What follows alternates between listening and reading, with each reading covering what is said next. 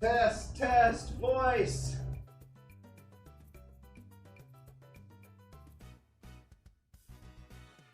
Test.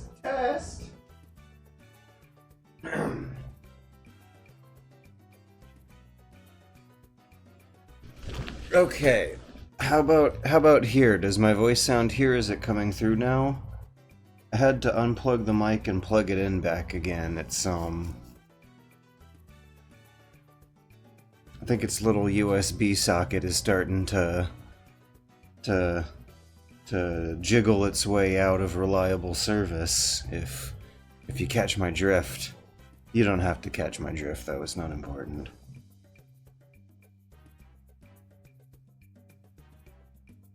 But yeah, check, test, his voice coming through. Hello.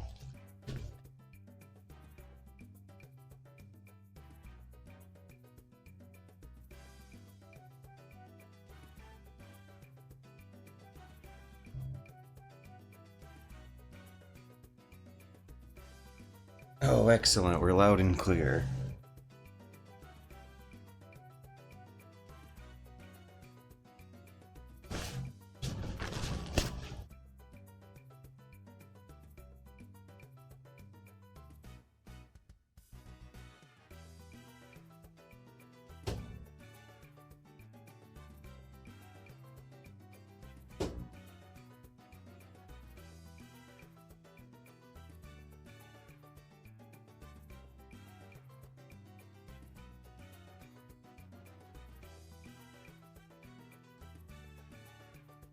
Okay, I'm gonna press the aid button.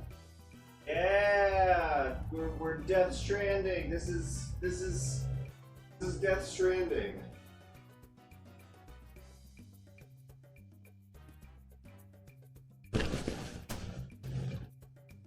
We are now officially playing the menu button entry of Death Stranding on the PlayStation 4, and now we're playing Death Stranding. Okay. And it did not log us offline and kick us off the internet. Good. Everything looks like we're in order. Unfortunately, we're not going to have a camera this week. The webcam is currently plugged into a computer, and it's a computer with some funny USB ports that I don't want to jiggle around. I just had some technical difficulties from jiggling around this USB microphone. Also, I feel kind of sick. Voice is a little dry and crackly. I got some kind of dizziness going on. The stomach's been feeling a little weird today too. There's all sorts of environmental factors that could have been at play that caused this, but it's not major at the moment, at least. I'm going to double check that the microphone is registering on my capture computer over there, and then scurry back over. Excuse me, Eddie. Eddie, I gotta scurry, excuse me.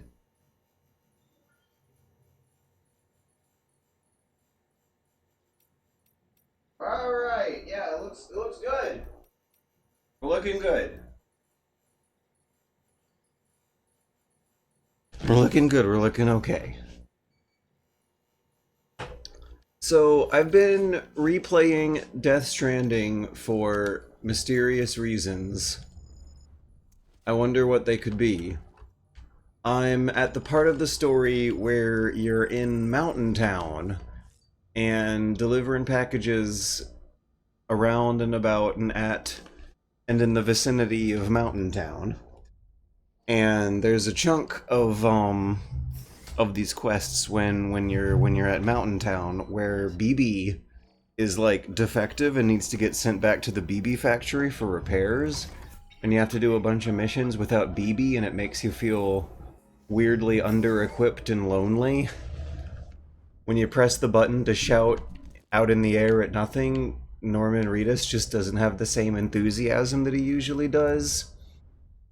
Also, it's a grand Death Stranding tradition to try and begin and end your sessions in these private rooms here. I feel like it, paces well, it paces the experience out well if you kind of sort of incorporate Norman Reedus's own bio breaks into your real life breaks from the game, and get his the narrative that you get an eyeful of will involve him like getting ready at the beginning of the day, taking a shower, having his coffee. But instead we leveled up. We don't have to drink shitty, crappy Monster Energy syrup for breakfast. We're gonna guzzle 4 beers before going out to do our day of Death Stranding work. But yeah, as a game concept that kind of sort of is like a science fiction working simulator, uh, pacing your sessions out with these morning rituals before a hard day of tough, rough, manly working class labor work feels right. I remember noticing that Metal Gear Solid 4 feels a lot right if you put it away for the day between the acts. And Death Stranding definitely feels I mean it's never going to make sense. I'm not going to say it feels like it makes sense now, but there is definitely oh come on, Norman Reedus, you only like got what, 3 teaspoons of beer with that? You wasted it. Okay. I think we're not gonna get him sloshed on 6 beers. I think four is enough. Was that 4 or was that 3? Either way, the last one that only increases his stamina by 5 means that the others will be redundant. I don't know if you can actually get Norman Reedus drunk in this game. I don't know if they simulate Norman Reedus alcoholism. Um, Twitch chat. Let me know in the Twitch chat. Like and subscribe if you think this game simulates Norman Reedus alcoholism. Oh, another thing that I like to do before the missions is use that as the opportunity for the reading time. There was some debate when we were playing Metal Gear Solid 5 over how exactly it feels like you're supposed to be digesting the ancillary extra reading material, lore text that doesn't seem to have that much to do with the immediate game. In Death Stranding, it feels kind of natural to check your email at your computer before going out for the day. So what's on the top of my list for today? We got this one from the doctor. It looks like fairly useless gameplay tips I already know. What about this one? It looks like it's redundantly reinforcing themes we already know. It's a theme here. Which ones of these are actually interesting though? Because every now and then you hit one of these that, yeah, something glowing down in the crater that'll like give you a mysterious gameplay hint. Or the Peter Engelbert pizza saga is always really fun to hop out on. I love reading him in the voice of like comic book guy from The Simpsons. What's my latest Peter Engelbert?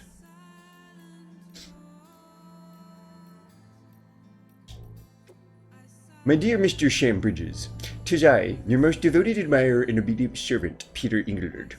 You are doubtless aware of the momentous occasion which demands celebration this very day? Surely not, of course, for I would be shocked if you knew that it marks another year since the joining of myself and my beloved wife in the bonds of holy matrimony. Right, he keeps telling you about all these friends he has over and how he has a wife and he's just living happy with the perfectly normal social life, but for some reason no one ever comes to the door to pick up the pizza you're delivering him. I'm not gonna spoil the twist ending, but that's one of the diamonds in here that are anything with yellow text is leading with something fun or fun lore to keep in mind for gameplay. Okay, so yellow text.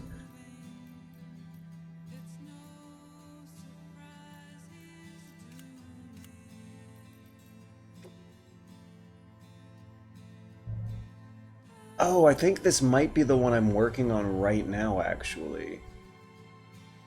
And the date and time is your real life date and time, like May 23rd. Yeah, like a few days ago was when I was last playing it, and they have the emails dated up to your play sessions. Trying to make sense of when and where this game exactly takes place is an only interesting question insofar as you'll eventually reach an answer about how that's not actually the point. In not caring about that, or learning not to care, or learning why not to care. are going to create an emotional beat that says something more important than actually answering questions about how the lore works. Also, unlike Metal Gear Solid 5, you can put on soothing background music while reading through the text. It's not going to take away the soundscape, which I guess is important in Metal Gear, but not so much here. Oh, also for the record, this is not going to be the Director's Cut edition, but I still find it fun anyway. I'm playing vanilla PS4, I guess you would call it. Oh yeah, memory chips. I don't think I pressed the button that turns these into Easter eggs. It's all just like indulgent Kojima access the interviews menu. Okay, I thought it was all just indulgent Kojima trivia, like, oh, I guess Kojima really likes this motorcycle. Or is it Norman Reedus trivia? Maybe Norman Reedus really likes this motorcycle. In any case, the fourth wall gets broken on this memory chips page, for sure, as it does a lot in this game. I'm also worried if the microphone cut out because I accidentally jiggled the table it was sitting on, which means that the cable got jiggled by a transitive property of the table. I'm gonna go check it on the computer and then I'll be right back. Oh wait, no, look at how excited he gets if you want to examine your figurines. He thinks these things are so cool for some reason.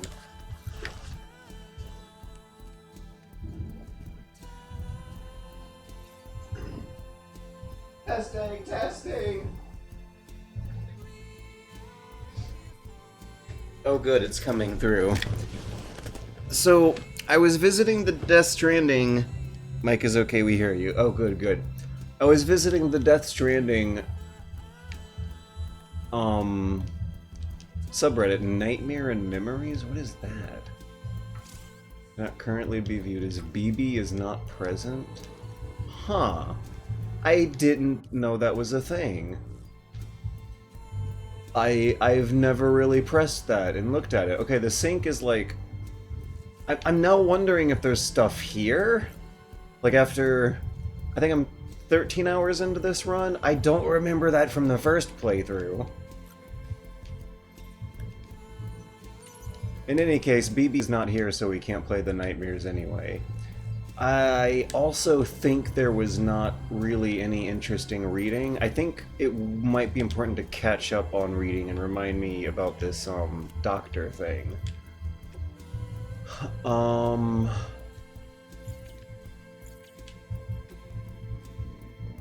Ice from the snowy mountains. That's an auto delivery. I don't have to worry about that one. Or did I just complete the mountaineer thing? I think I'm resting in an online private room.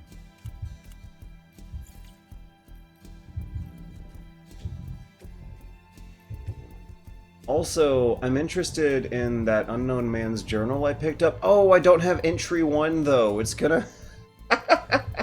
I love how it's popped right on top of the entry about how everyone is asexual and no one wants to bang anymore, but yeah, I don't want to spoil. We're not gonna read it right now. I don't have journal number 1.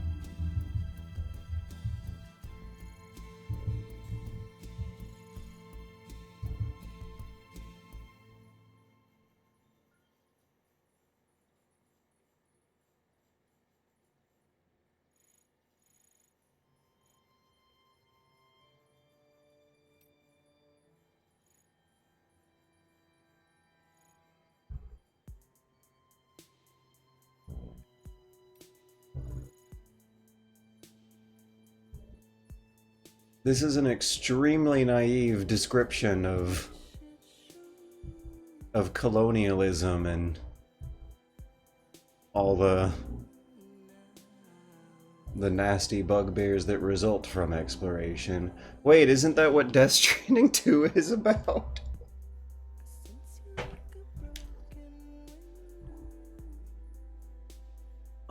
But yeah, I'm not necessarily feeling it. A lot of this writing is not good. Some of it is, but I don't think I've actually hit some of those those gems in this session I've streamed right here.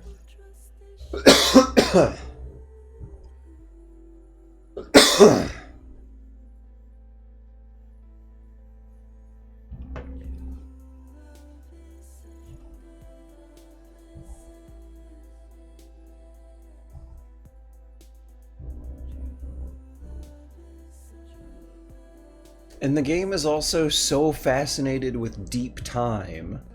These characters are named after craters from 450 million years ago. Yeah, like Kojima's had some kind of midlife crisis where he can't stop thinking about the overwhelmingly large sense of time and interconnectedness with the universe that Earth and humanity have had throughout time, and I think I remember him also getting really excited about reading a science article involving ancient asteroids having RNA or something on it.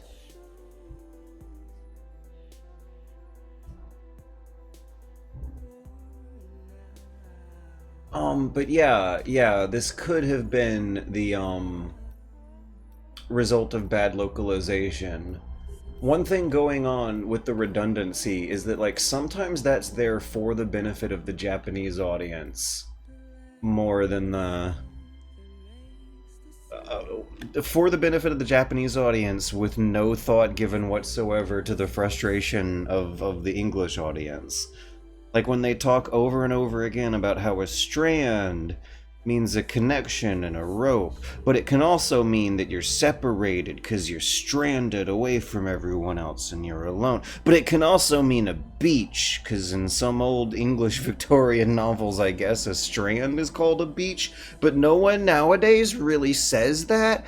But yeah, like sometimes they'll go on and on about the meanings of words, and that doesn't sound like stuff that was there for an English audience in mind first.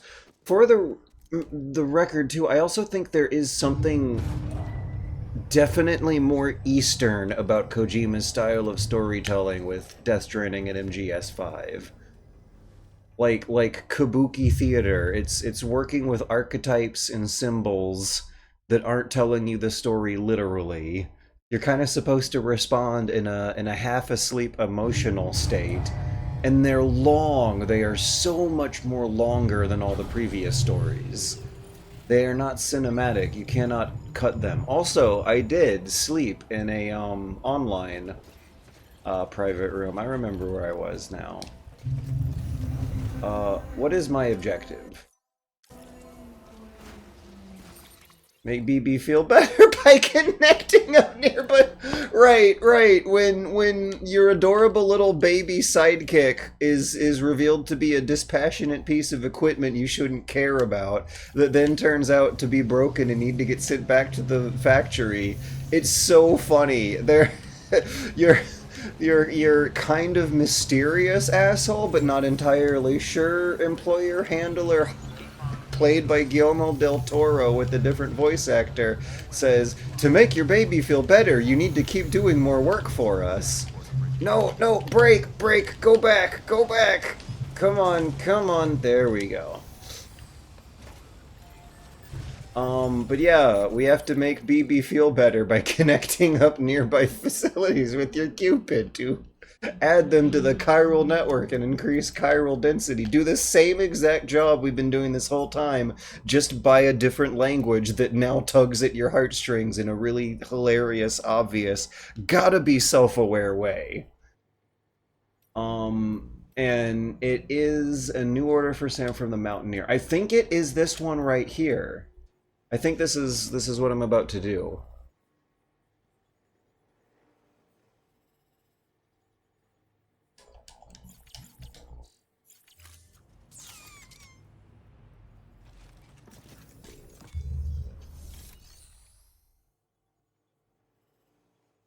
Kojima going through his Hitchcock phase.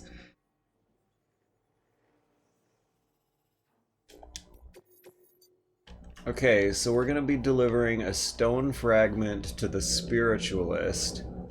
who lives in the... Why do they live out here? I don't know, and whatever explanation they'll give you will probably be less satisfying than what I am going to say is the real reason, which is that this game in this world is basically an abstract psychological tableau with which Kojima explores concepts of play around with.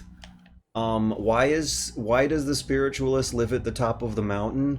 Because this is a fable. We are playing something that is not meant to be read literally. She lives at the top of the mountain to represent some kind of struggle that...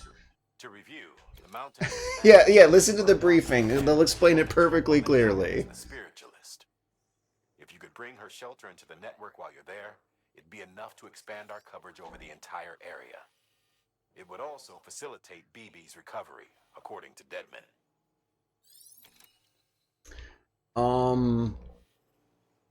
Right, okay, it'll facilitate BB's recovery. It's a old rock sample with a handprint on it. Yeah, like some ancient, super duper deep time, 50,000-year-old caveman handprint. That I'm delivering to a spiritualist who lives in a certain kind of state of asceticism, like a kung fu monk at the top of a mountain sort of adventure is what we're going on here. But it's also reflecting on Occidentalism. This super what does strike, I think, a lot of Western audiences as an exotic style of storytelling is concerned with and about some kind of concept of America. They don't really ever clearly define what they mean by that beyond a network of cities that are connected to some kind of federated higher authority. I'm sorry life has But been so crappy for you lately. I hope you're able But to I find feel more like this fulfilling game was very much made as a response to Kojima no longer being able to take the concept of America at face value with the kind of naivete we might have seen in the Metal Gear games that themselves gradually get more and more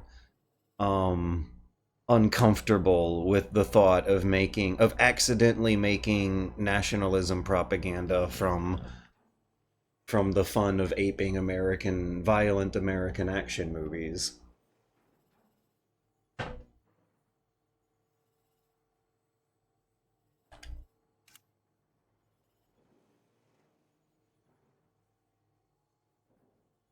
Some chunks of story hit you through these text descriptions here. That's not very cinematic like a movie, right? I still weirdly feel like it's not, the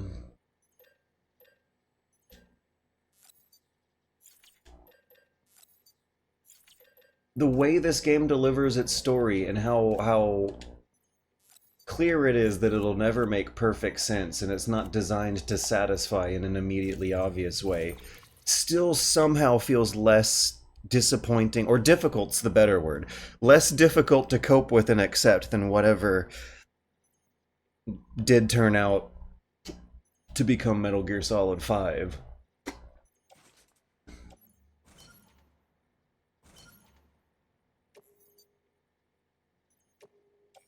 I want to put these things on the floating carrier, to be honest. Okay, the container repair spray is going to come in handy for the time fall. Oh, another thing going on here that I like is, like, having to prepare for long-term hiking nature challenges, which Metal Gear Solid 3 got into, and the rest of the games never actually really did. Yeah, the container repair spray, the way that your boxes slowly decay from damage over time, how your stamina meter very slowly decays over time between breaks in the private rooms, feels like it's calling back to some Metal Gear Solid 3 stuff that I enjoyed. I thought I saw... yeah, floating carrier, here we go.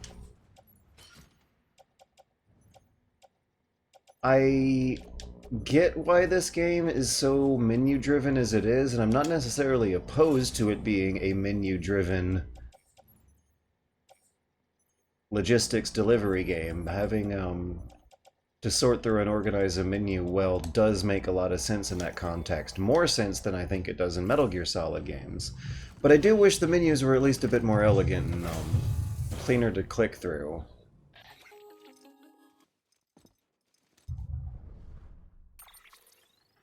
Sam, it's just like the one at South Knot City. A vortex loaded with so much chiralium that it's almost off the charts. Slowly but surely, it's creeping closer to us here in Mountain Knot.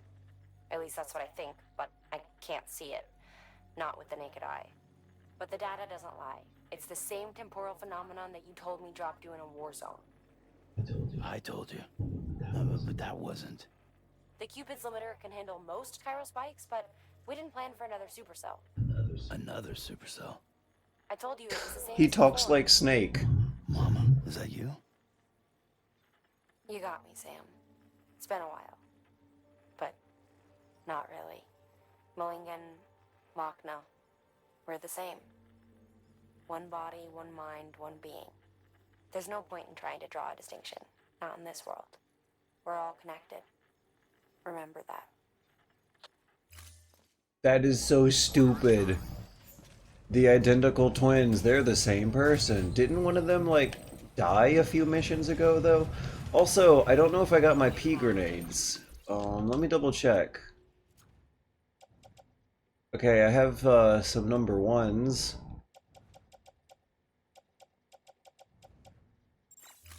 Let me double check the private locker. I'm wondering if I get them from the private room, though.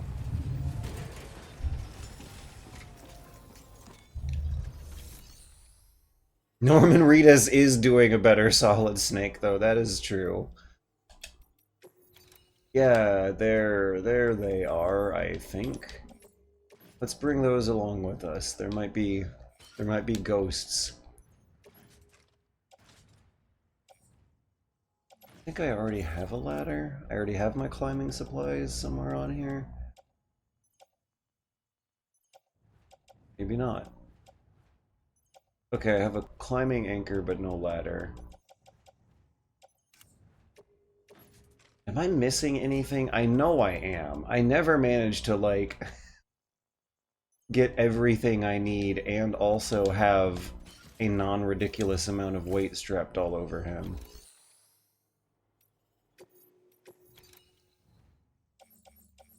We got any hemetic grenades or number twos? Oh, my voice cracked. This one's tempting.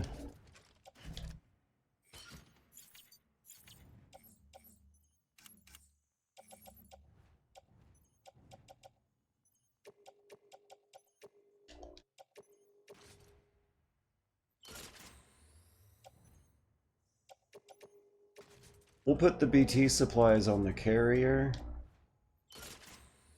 and keep the climbing supplies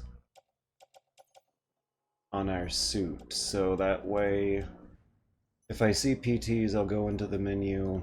BTs, I mean. Oh no, I had a Kojima slip.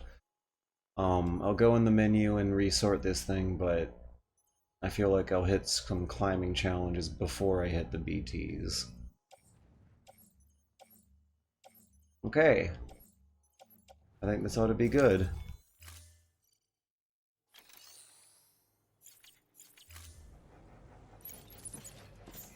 Alright, now we also need to make a route.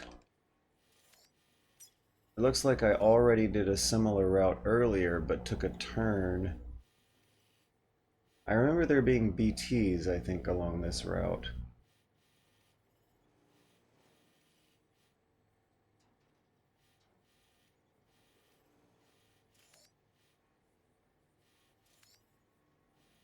Do I want to take the longer but smoother route, or the faster but steeper route? Maybe I should bring a second ladder with me and take the faster but steeper route.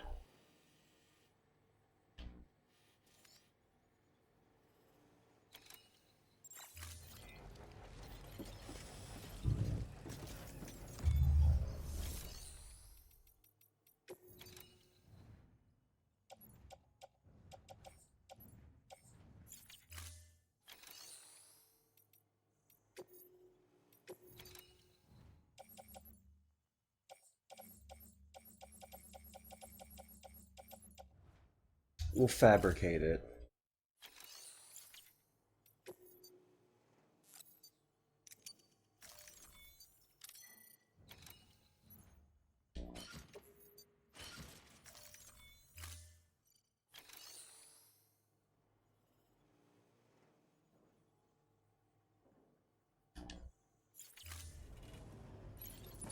Oh yeah, the carriers are also fun because when you're done with them, you can use them as a snowboard for your speed up your descent.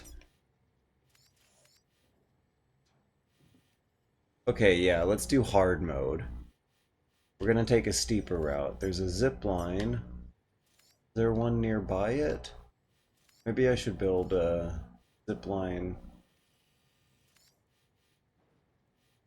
to connect to it. Here's one. Let me see if it connects.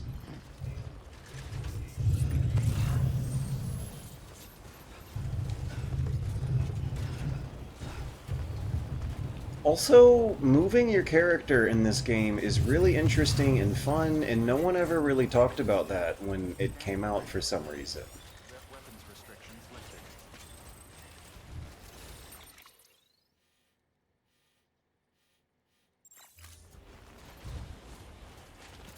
If you sprint forwards in a straight line, and don't really think about what you're doing, you tend to like slip and fall a lot. You have to be delicate. Sam has a turning radius and a speed and a sense of friction and oh, how is this gonna work? We can't do the zip line and the floating carrier at the same time. So you have to pick them back up and put them back down. It does connect. Whee! Oh, wait, no. Whee! There we go.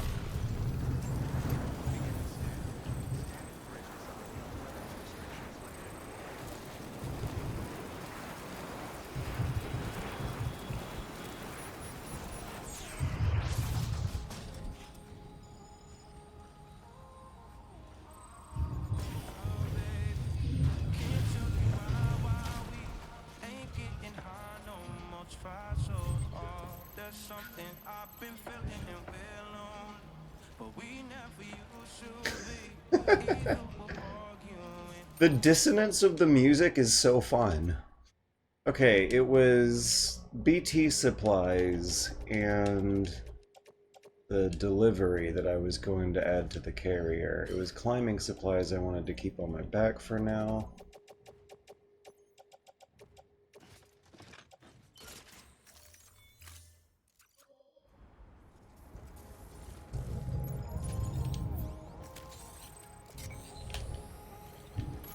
Oops. And I think I can get away with dropping down here without having to build anything or think too fancy about it. Right, I have to use a bit of brain cells to do that, though. If I just dropped off, he might have, hit the ground too hard and, lost blood or snapped the wire or caused a package to fall. And I couldn't tilt the stick the whole entire way either, or else something like that might happen either. So, moving through the terrain in this game feels like running your hands across a texture. And last stream I was playing Jutaro and I was mentioning how in an interview the word texture came up to describe combat and how I was thinking about that while playing Death Stranding and how your opponent, the thing that serves as the combat in this game, yeah, look at this this thing right here, is navigating around tiny little bumps in the texture of the surface, the world, the game board. The closest equivalent this one has to a game board is this very literal texture of the geography. And it's weirdly thrilling too. There is something very rousing and heroic about this imagery of a loyal, stoic, determined delivery man climbing up a cliff in the middle of a blizzard on these wet, slippery rocks with the packages stringing behind him that looks like a kind of violent, manly power fantasy, but one that does not involve combat. It does not have to be a stupid fight to the death against other men and slash or wild animals who don't know better. It's the mission description, sometimes the way you can describe the missions that you're doing will have you saying things like, I'm delivering food and medicine to starving refugees, and it feels really good. It does make you feel like a hero, but you don't have to do combat to feel like a cool manly action hero in this scenario. It's awesome. I love this shit.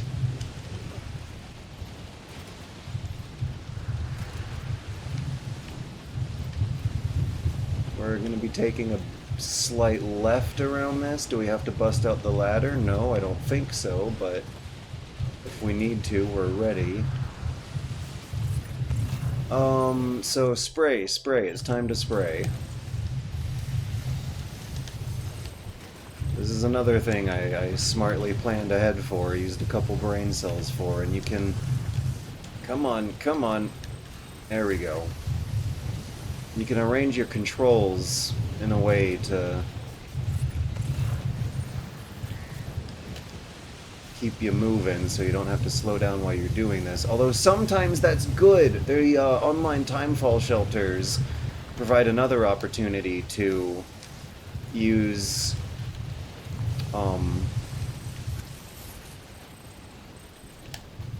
another opportunity to use the email menus and read in a way that feels like it diegetically makes sense. You're simulating your character passing time while reading.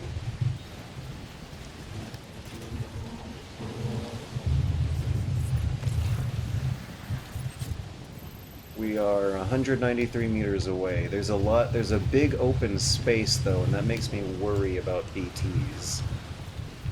If the texture on the geography I don't gotta deal with isn't harsh terrain, it's ghouls and ghosts that grab you, shake you around a bit, dunk your head under some goopy water for a second or two, and then spit you and your packages back out and go away. And that's your fail state, and it's shitty. It feels bad. It feels like you failed and died and that you're retrying, but you're not literally. Like, you actually get rid of the obstacle by failing it. The ghosts don't come back after they spit you out and make you feel bad and frustrate you with some lost time and redundancy, but as far as conflicts against hostile entities that fight you with some kind of fighting system go, it's wild how the emotional beats that process will walk you through will feel like dying and losing in a video game, but not. That's at least not literally what ends up getting played out. I read Death Stranding as Kojima experimenting with how to hit a lot of the same feels of AAA action-adventure video gaming, but without such a dependency on combat that Metal Gear Solid makes a commentary about, but can't actually explore with its gameplay mechanics like Death Stranding will do.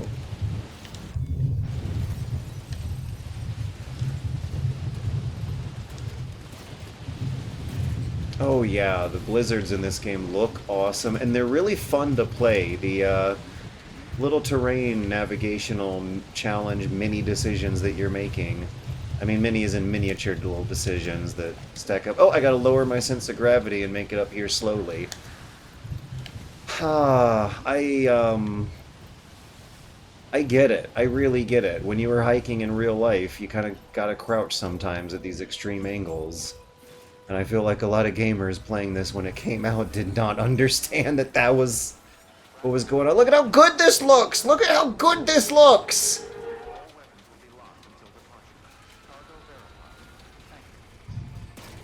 I'm very delicate about that stick when getting him in there.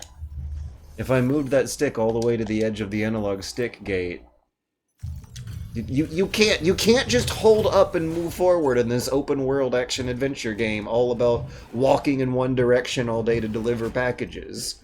And the whole holding forward and sprint and not using a single brain cell when thinking about moving across large open areas of space is what I've always hated the most about games like this. This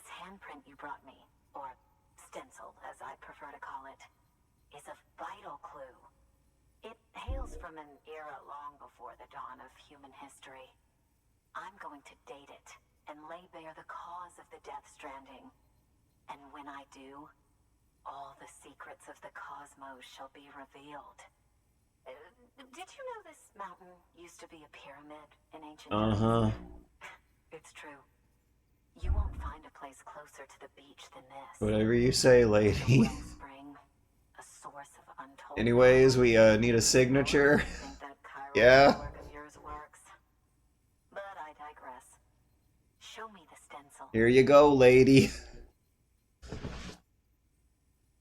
Thank you. It's in excellent condition.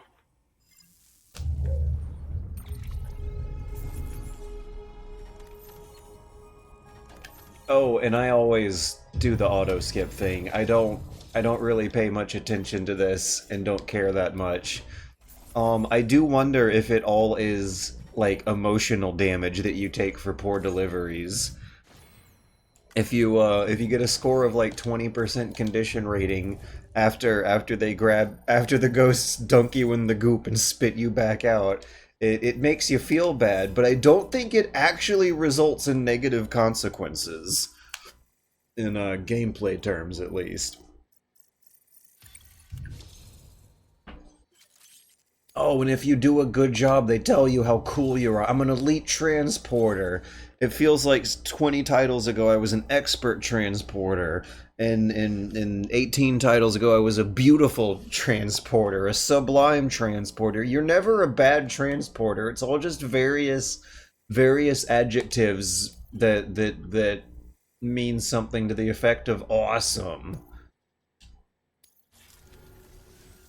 Alright, connect me to the chiral network. Oh, and we gotta skip these cutscenes too. They do the Monster Hunter thing where, for some reason, the same cutscene repeats over and over again throughout the whole game, and you just are actually, unironically, I hate this, because it feels like they're diminishing the value of their own art. You are expected to skip that shit. Now I have everything I need to date the stencil. Once I have my results, I'll share them with you and your colleagues at Bridges. You've done a good thing, Sam. At least I made her happy. Find anything else?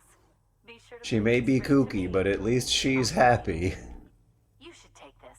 I'm certain that it will be of use to you in your journey. Why does everything in this game looks like an unboxing at a photo set at a photo studio?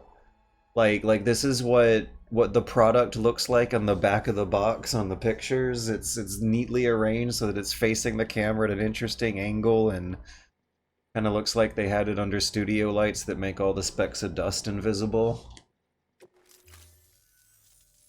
Until we meet again, my friend. Sam, it worked. Did we fix BB by 48 is in completing more contracts? no evidence of lingering attachments or homesickness either. Perhaps its memory was erased after all. All that remains is for you to hook it up and take it for a run. I was hoping to return it to you as soon as possible, but I don't want to. I mean, I do, but it's a little more complicated than that. What? We've got a problem. You may have Has heard he of always had the Mountain stitches on his head? right for Mountain Knot City. I left my facility. Is this part of the conspiracy? BB in the field, and now I find myself unable to return.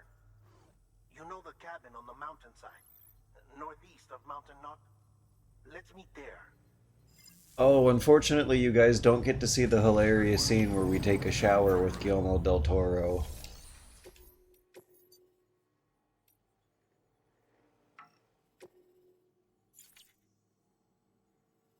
Baby baffling educational products? I enjoy how dispassionate that description was.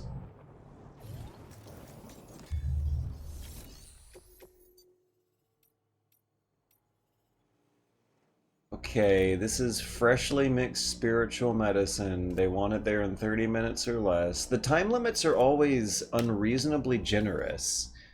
I've never once felt like I was running low on those. So we got 30 minutes to descend. Are there going to be BTs in the way? I don't know. We're all hooked up to the chiral network and they tend not to spawn inside of that. Should I recycle them and should I recycle my BT supplies? We won't take these others. We're just gonna go get the story moving. Yeah, I'm gonna try to empty out my carrier and take a snowboard. Be a snowboard kid on my way down.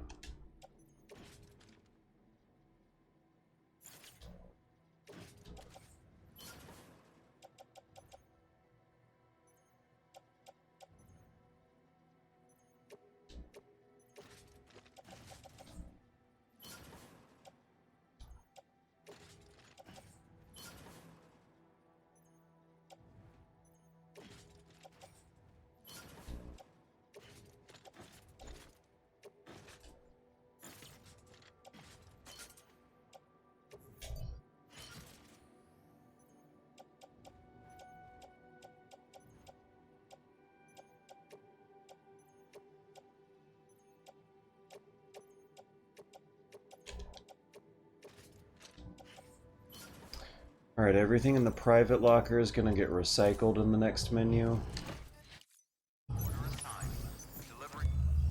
This is the stuff I was talking about with regards to the menus. There's gotta be a faster way to do this. Am I actually doing this right? Because it does seem like it's taking a lot of clicks to get it all done. Especially this thing right here. Skip. Skip. Skip. Back. Back. Okay, we're done now. It was a downhill jam. We're doing a Tony Hawk downhill jam. Hell yeah.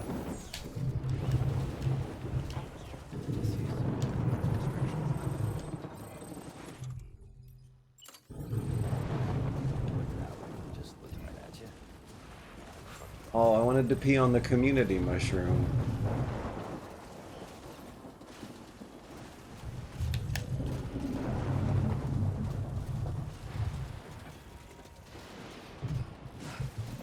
Here we go, here's a community mushroom. Wait, how did this guy get to pee here and I can't?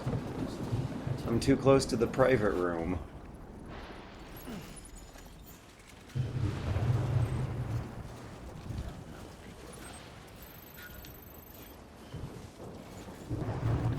Okay, maybe if I aim high I can get closer?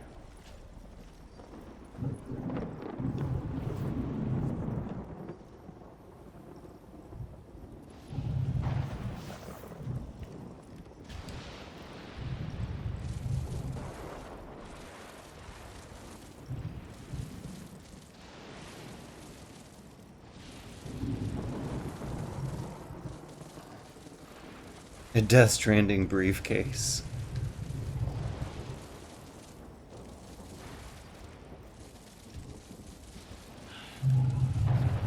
Oh, it's deforming the snow. I can make a pea circle. Wait, can I like draw in the snow?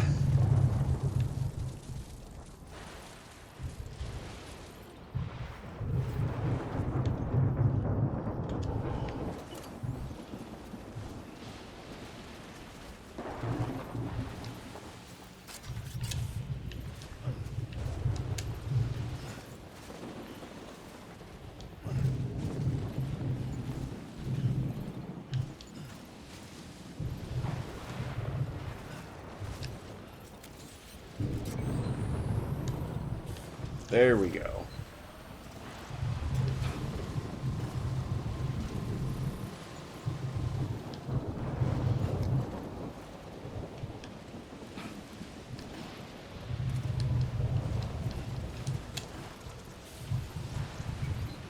Easy peasy.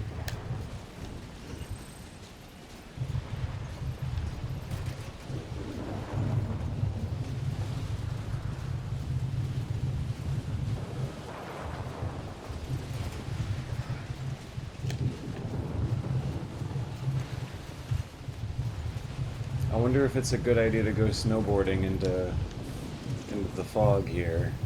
Oh, there's a huge drop.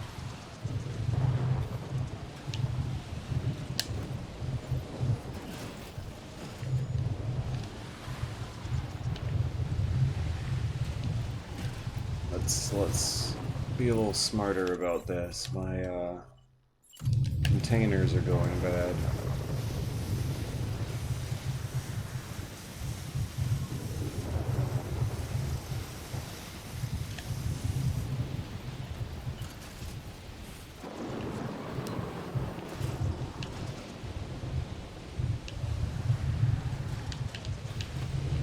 I'm trying to harshly zigzag left and right to slow my descent here. I can't really... Ah! Okay, that might not have been such a smart idea. I can't see where I'm going, and sure enough, I was heading in a place with a lot of vertical drops. Oh, and now that I get off the snowboard, it's a nice, smooth downhill. Okay. Oh, I could have used that to, yeah, scan through the fog.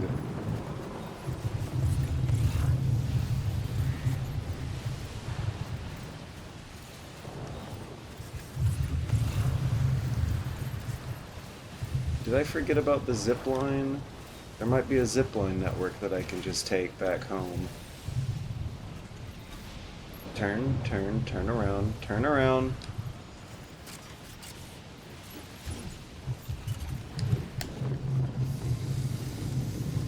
Is it ladder time? Or did I, throw it all away? Yeah, we have one ladder. Let's see if I can get away without needing to use it.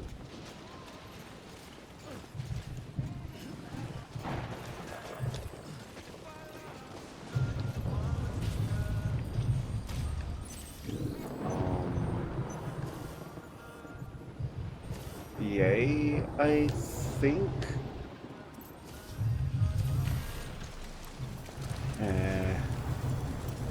I wonder if this is a good idea. Oh my gosh, we got a donation. Yeah. Let me, go right ahead and...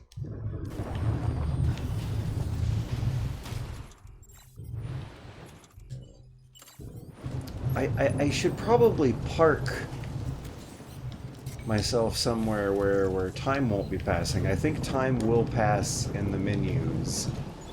So next delivery, I'll check the donation. And this is the right way, right? I'm going the right way.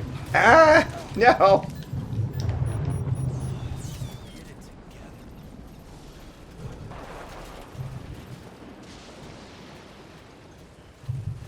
Good thing this isn't a permadeath. It's... I think I've died 6 times in this run, and it's never from Norman Reedus dying. It's always from a package getting too damaged for the game to consider it acceptable.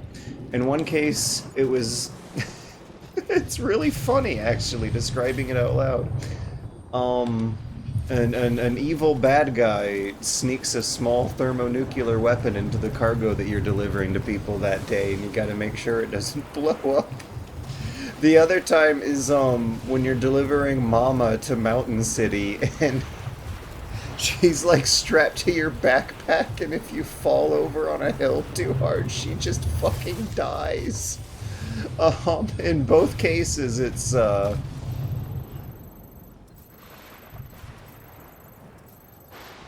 Wait, which one is the time limit one? I thought they both were at Mountain Knot City.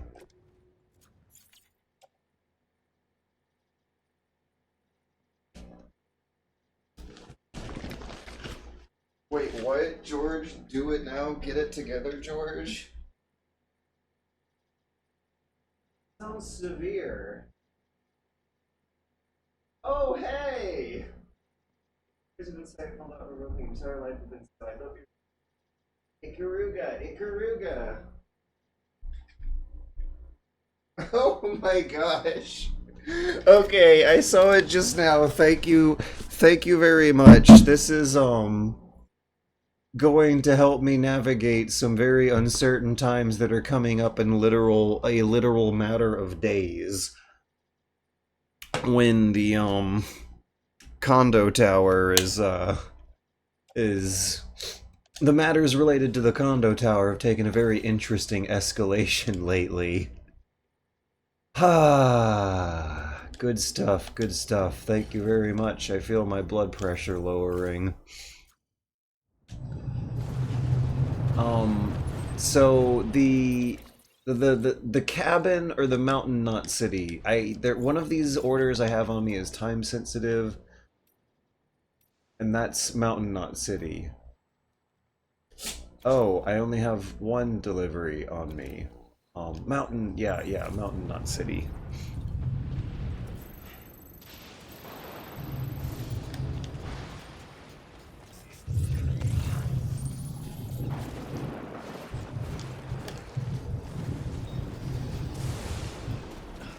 What is all that lightning? Oh, it's the supercell storm they're talking about.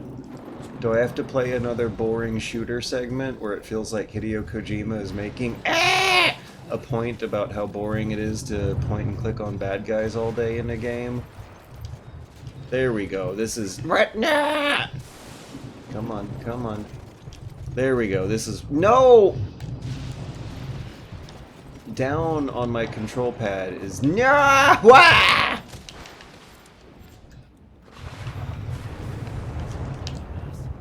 That felt like a fail state.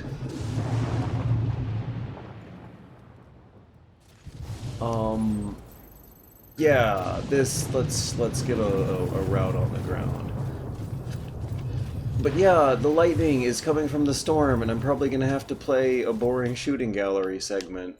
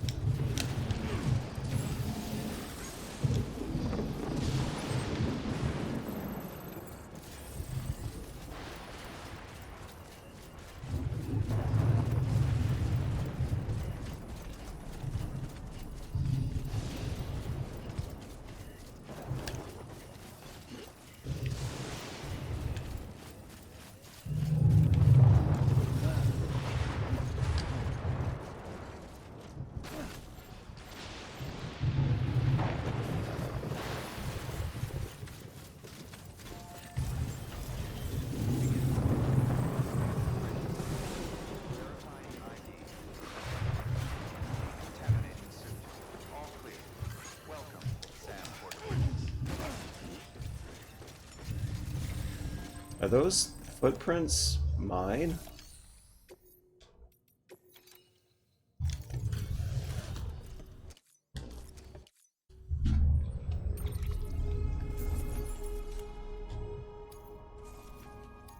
Oh, what is this Crobe Cat stuff? The game doesn't understand gravity.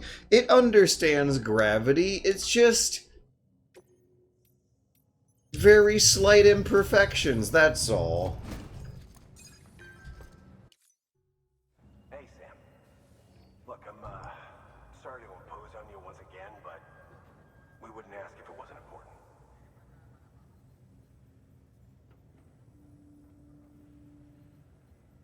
Whose footprints were those?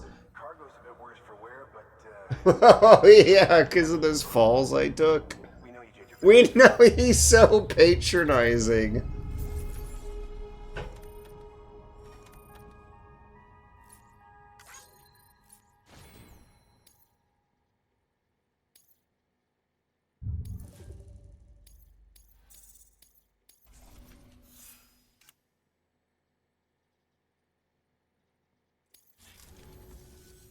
We're going to get through this because of you.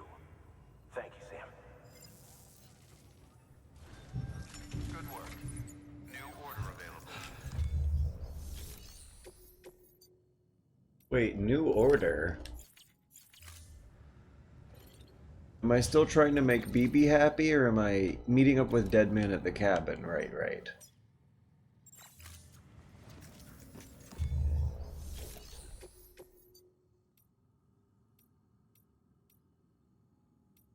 None of these are near the cabin. Ah, I guess we won't make any money. We don't really make money anyway. We're working for likes. That's incredibly depressing.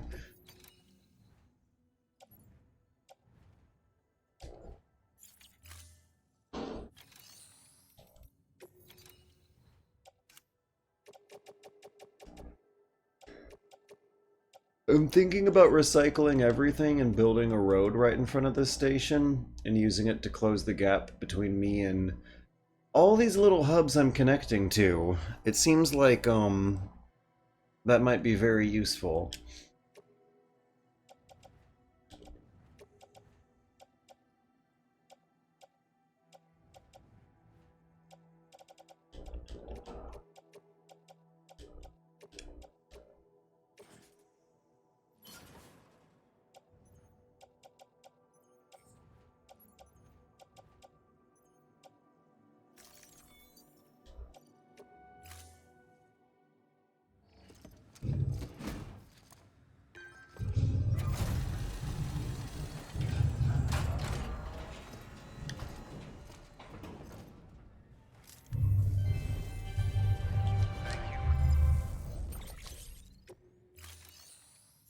Okay, I feel like that's not gonna be near enough that I would need.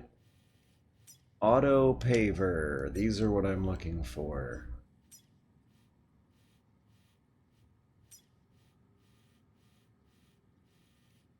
There might really not be any not happy caution. Oh boy. There might not be any roads to be built near this cabin at all. It might be a waste of my own resources, but it might help someone on the internet out.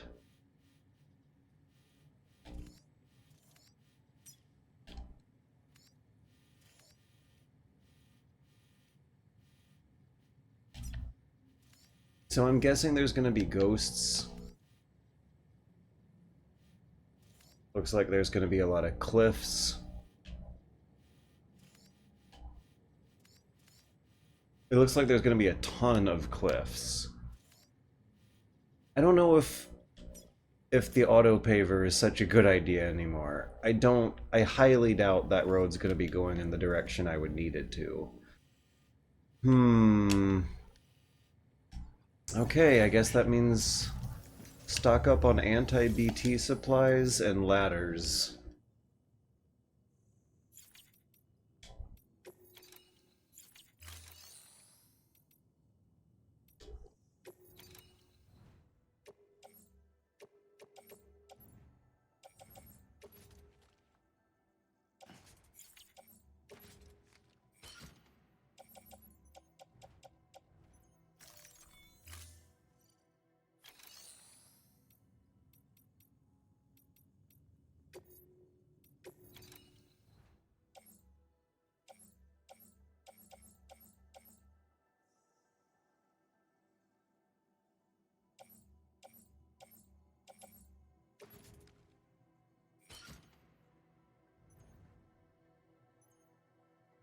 If I'm in network, maybe I could build a bridge myself on the way there.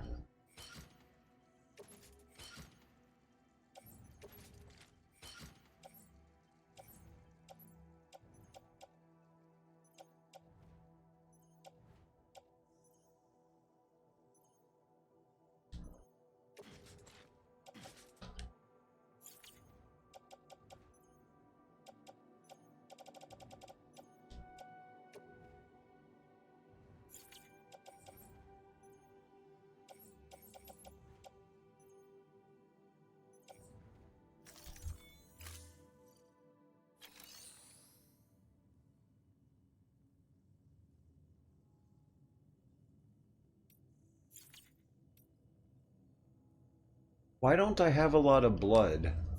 I guess because of the falls I took?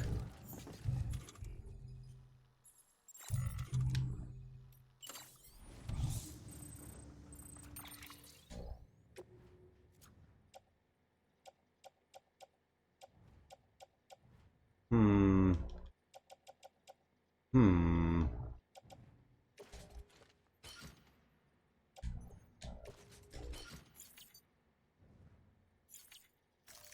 I'm gonna recycle that skeleton and those gloves and get fresh ones. I meant boots. I think I saw them in the share locker.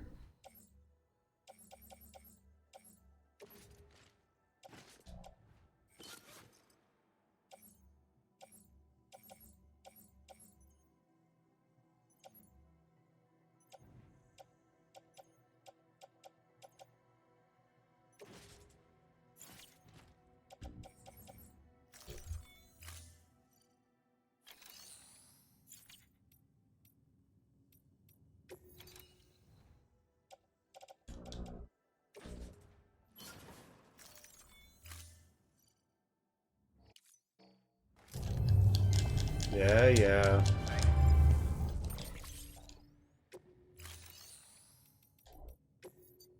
So, I'm definitely doing something wrong with the way I menu my way through this game.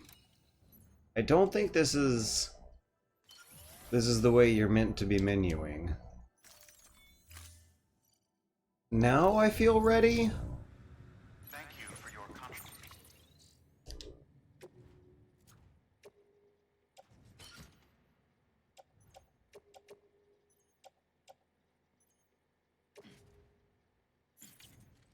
I was not ready. There are old boots that I need to recycle.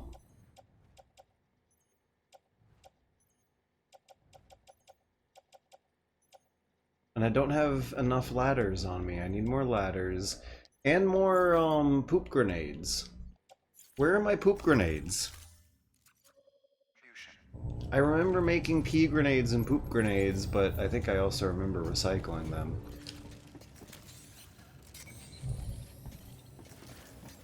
That might have not been a good decision.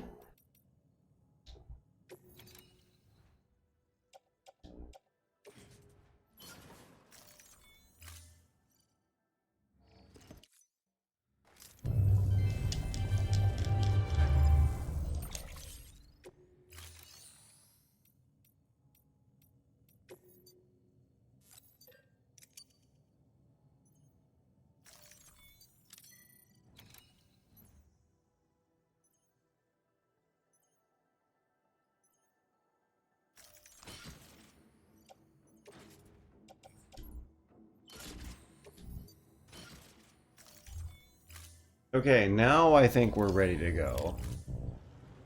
Wait, no, I don't know. No, we're not ready to go yet. We need, the BT supplies.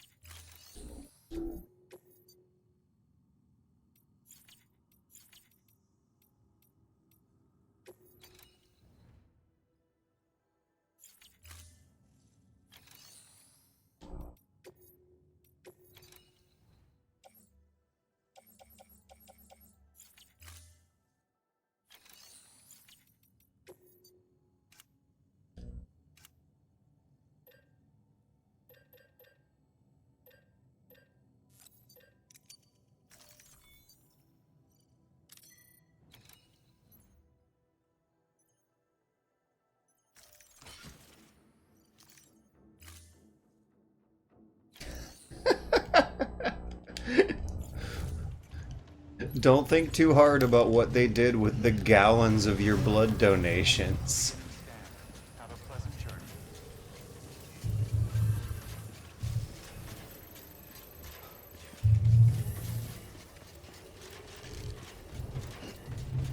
Oh, look at how good this looks! So, Death Stranding is one of maybe a handful of games that came out towards either the end of the 20-teens or the beginnings of the 2020s that kind of makes me feel like like photorealistic graphics in games are is an actually achievable goal that might have been hit for at least a few frames of this experience, and it turned out that maybe one of the lessons we learned is that it's not that big a deal after all. Because I swear, for some shots of this game, if there are no humans in the frame, and the camera is a nice healthy distance away from getting close-ups on these details, you could totally fool people into thinking they're looking at photorealism. Oh, I need to drink some Monster Energy drink. Hold that thought. There's a few shots in the opening cutscene that seem to non-verbally be making some kind of point about this. When you boot the game up for the very first time, some of the first things you're gonna see are awfully photorealistic shots of this scenery. And then things all of a sudden get easier to tell that it's a video game because stupid video game stuff starts happening on top of the beautifully photorealistic geography.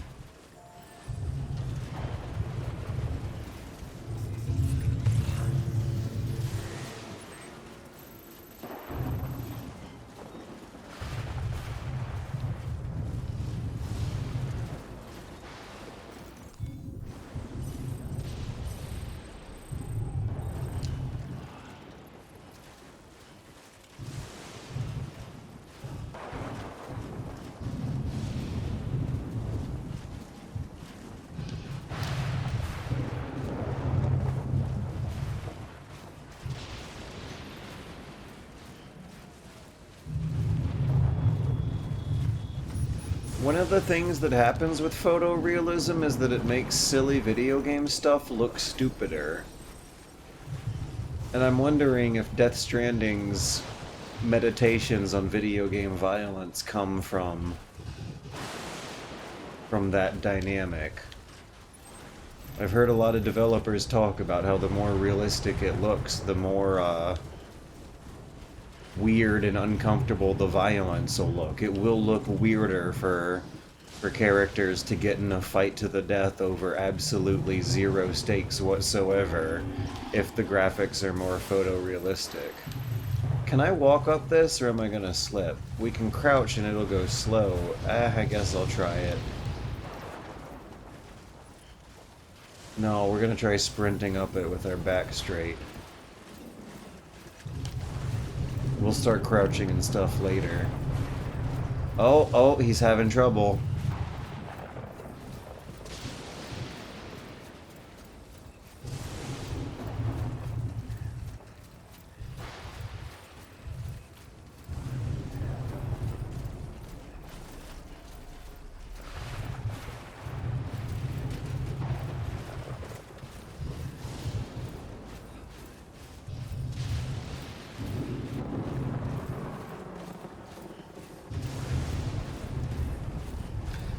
Yeah, photogrammetry is a lot of work. It's very, very expensive.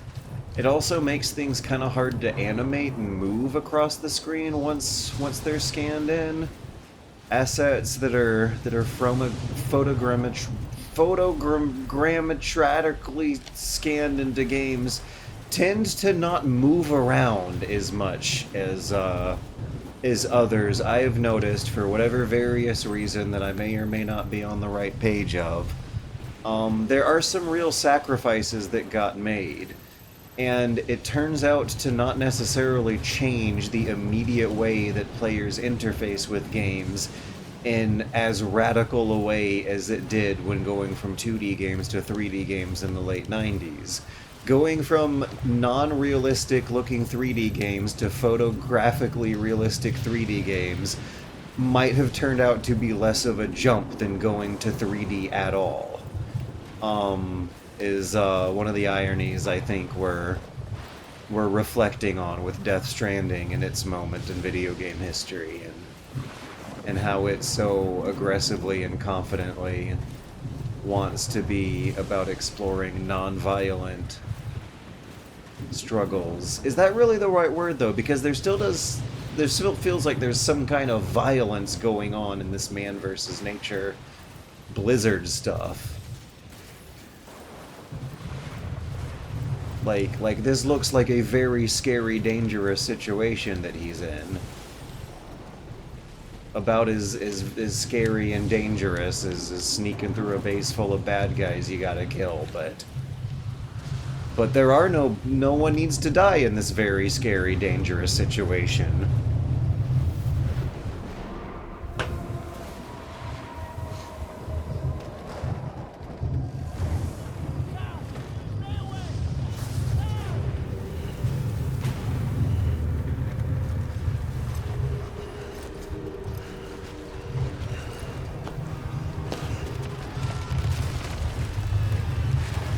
Oh no, Guillermo del Toro!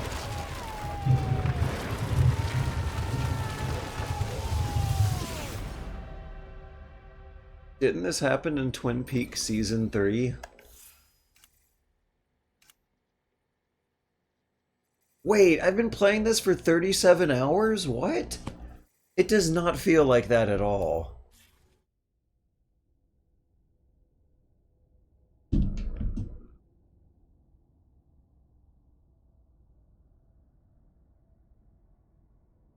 Just got sent to Oz.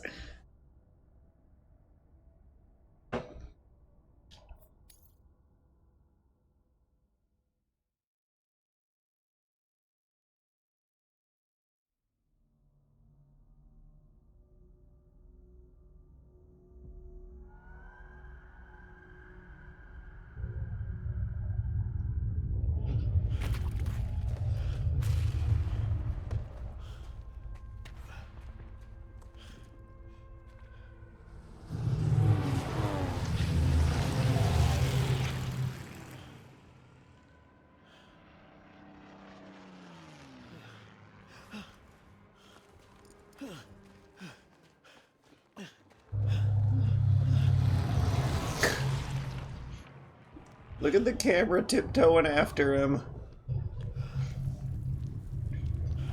And the controller vibrated with the planes.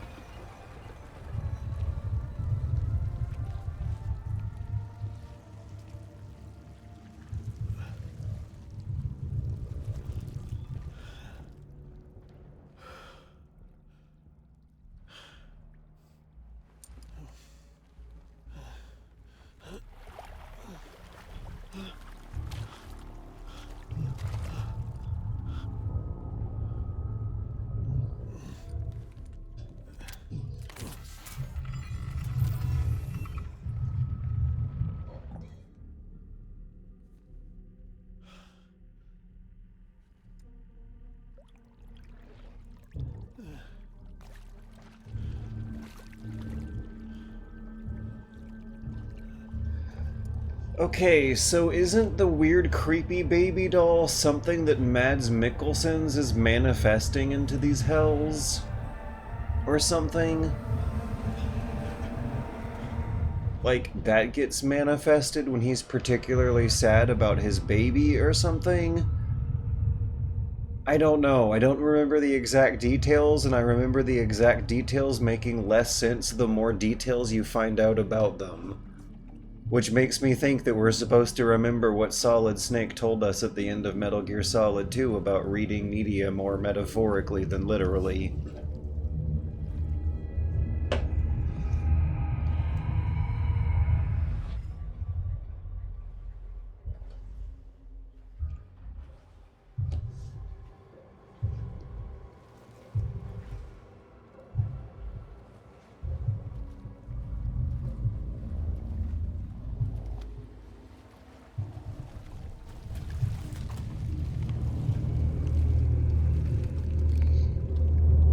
God, those designs look metal as fuck.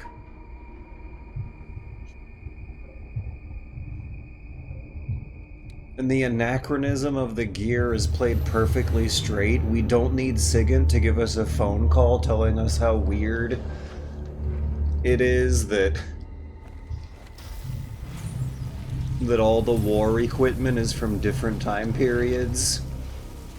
That's the one thing about the pseudo, like, the one way they actually practiced self-control and didn't hit you with a bunch of trivia. Why am I the one who's talking about how the gear is from all bunch of different time periods? It is self-explanatory. We don't need anyone this time for that, right?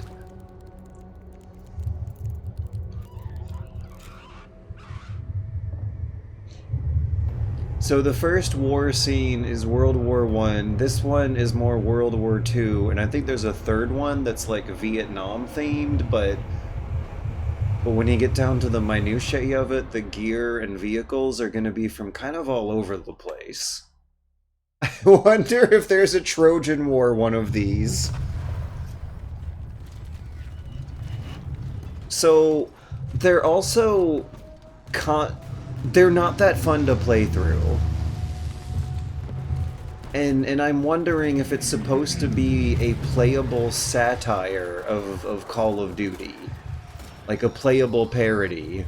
But it's not very funny. Like, it seems like Kojima's expressing genuine disgust at war battle games with how not fun this is to play and how unflattering all the gun porn and military porn is being depicted of. Like, there's skeletons wearing it, not soldiers, and they're fighting each other forever in hell instead of having to justify it through some narrative. Some kind of coherent narrative. He'll be hard to find. Lucky for you, I've got BB here in tip-top shape, just waiting for you. Where should we meet? Is there anything unusual or distinct near you? I'm in the sewers. Hang on. I can see a tower through a hole. A square tower, right above my position. Gotcha. I'll find it and search for a sewer entrance. Can you sit Like, tight for now? the fact I really don't know how to solidly come to a good interpretation of these segments is what does worry me about Death Stranding 2 presumably having more of the combat in Metal Gear Solid 2 style action. Right. Because I sure as hell am hoping It's you. that the feedback that they're operating on isn't something like, oh, I loved the shooting sections, but I wish they were more We'll fun. lead him straight to you. When it seems more like, Not that you would. are you kind of supposed to hate these segments? Scared to death. Disconnect. Now. Also, I'm talking over him, but I don't know if paying attention to this would make it make more sense anyway. If he shows up with his soldiers, what do you expect me to do? Fight back? If I have to choose between BB and myself, well, You won't. I'm ending the call. Sam. It's not easy being me. No wife, no children, no Otacon, I've gotta go! I sought solace, sought company in the dead. Over time, I made them a part of me. 70% Wait, of what? who What I does am that today. mean? But meeting you has opened my eyes. You're very special, Sam. Yeah, the second one might just consciously choose not to have segments that are parodying or satirizing Call of Duty because it's been done. The satire has been made. It's not a core part of this game's identity. Head for the entrance to the sewer near the tower.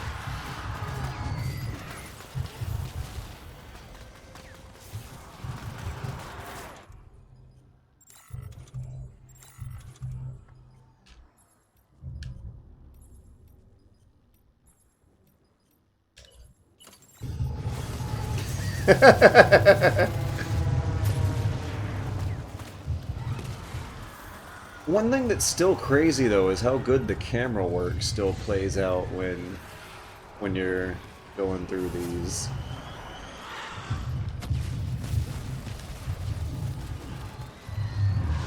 And that's kind of why I question the earnestness of it. They're really overproduced and polished for something that in your fingers at least feels more like a disgusted satire of what they're doing.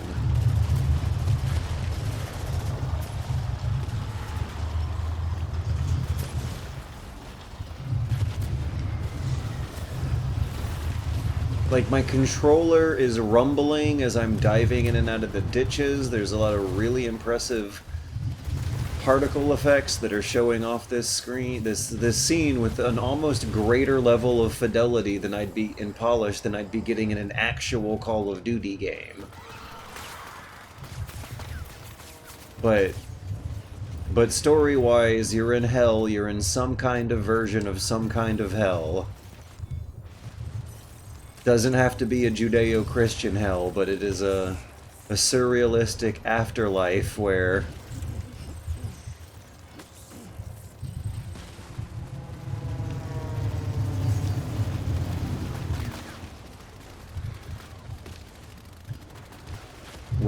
you would not want to be for all eternity.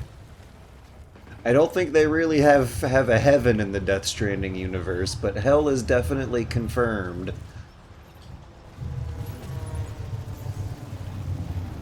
So the dolphins and the fish mean that this is a version of a beach, which is Death Stranding's version of a hell. It doesn't really need to make more sense than that.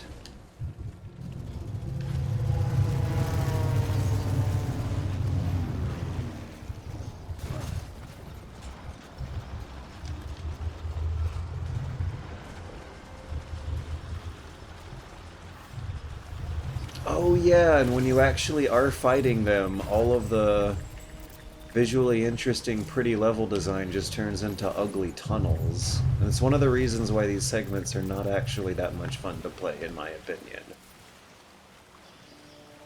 I'll see you soon.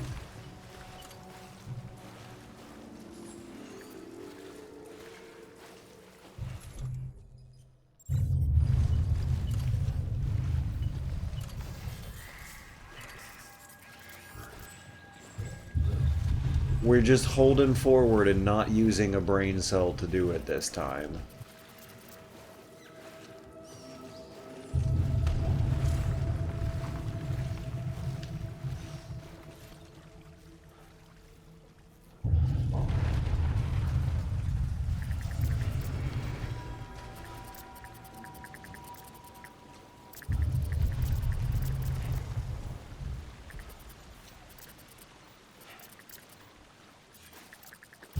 What is that shaking or chattering noise?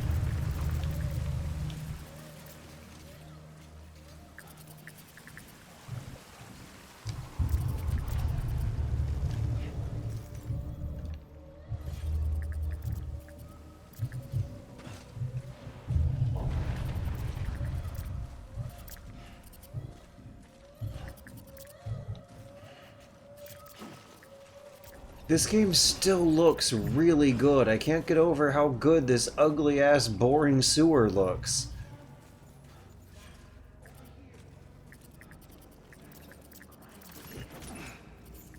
Oh, it was a red herring. It kind of looked like a chiral crystal that I was headed to. And now Deadman's making fun of me for going the wrong way. That's so very... Come on, it might as well be a Metal Gear game. That is such a Metal Gear thing to do.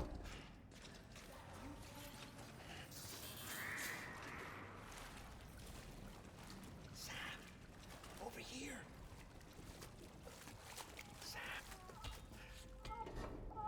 Lou.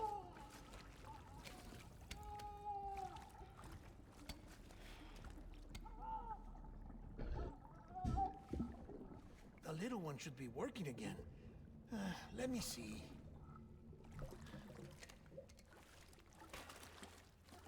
Oh, well then.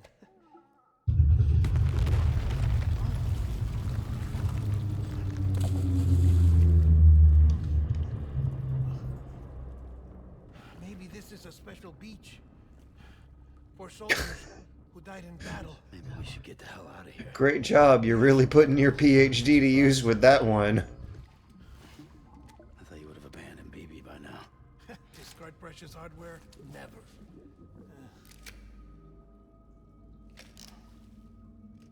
So, do you still share memories? I see.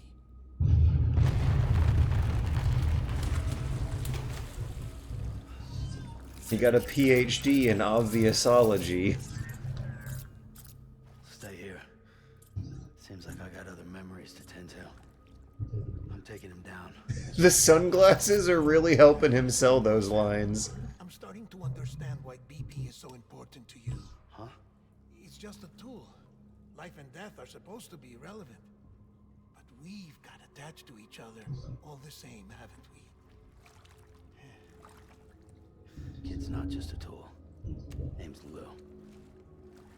Lou, huh? That's a good name.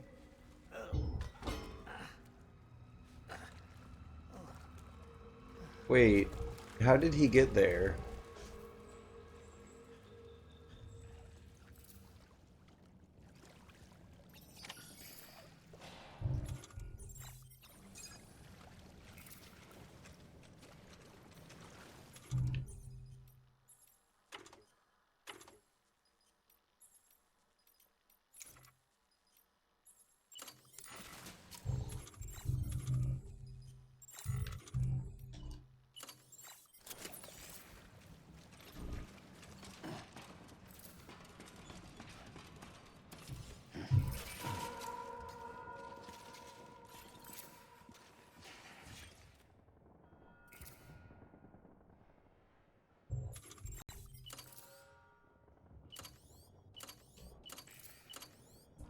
Flashlight?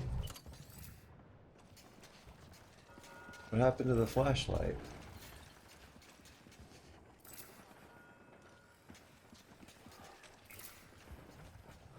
Are they just turning flashlight mode off?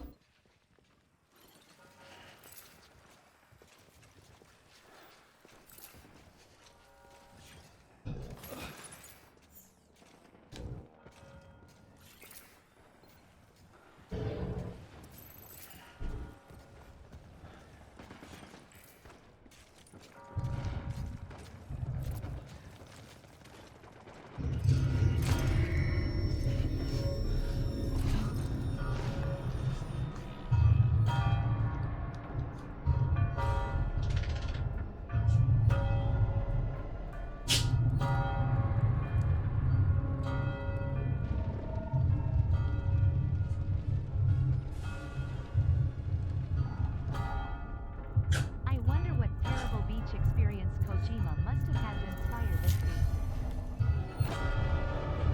Look at how good that looks! Now he basically looks like a skull for Metal Gear Solid 5. Didn't they, like, teleport around with little orange particle effect goops?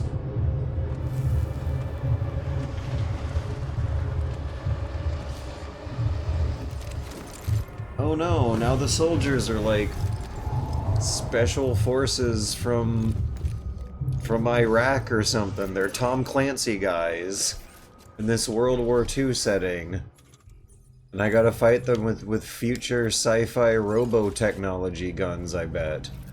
Yeah, this level 2 assault rifle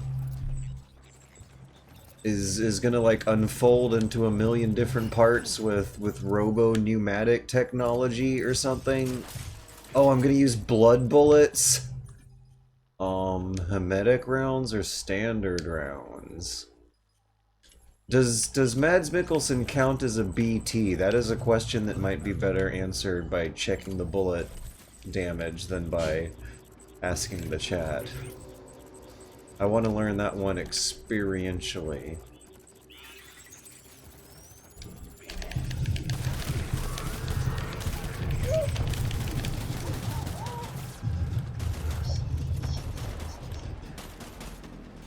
Open fire.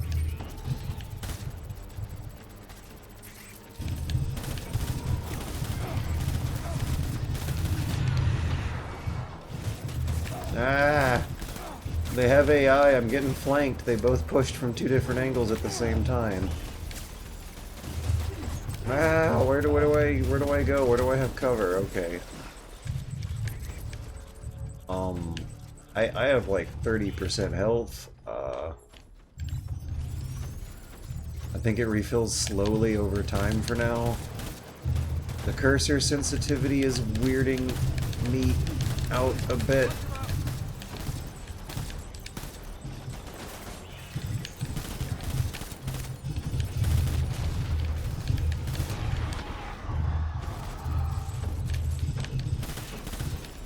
Ammo has also been an issue. They're very spongy.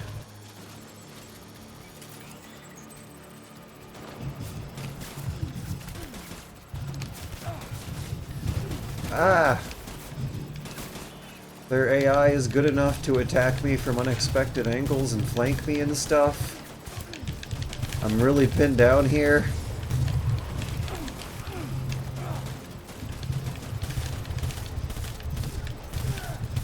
This is not what the game's control scheme and animation system. I'm out of ammo. Okay, we're gonna try grenades. Maybe I should have used blood bullets. Let's try blood grenades. Is there ammo? I really need ammo. Cause the way it works is that those guys are gonna keep respawning.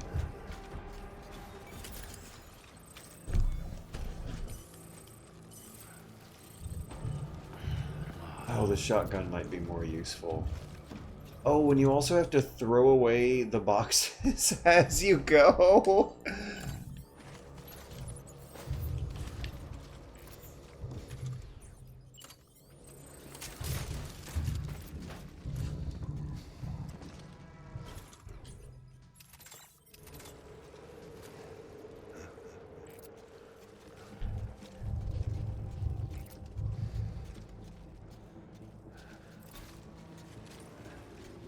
But yeah, it feels really limiting and not as fully thought out as the package delivery stuff. The bad guys are super spongy. It doesn't seem like there's many ways out of the traps they set up for you. How do I put on that armor?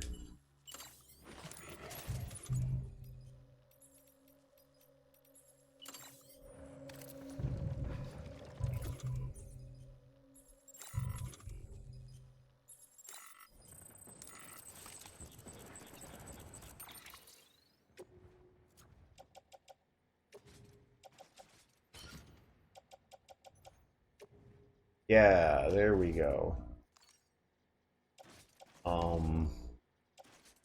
Like chest, please? Actually, that sounds like it would be most useful. Okay, well, we found an armor plate on the ground, and I guess Sam really prioritizes his left hip over his, you know, heart and his lungs and stuff, but we'll take a little less damage now. That'll be nice.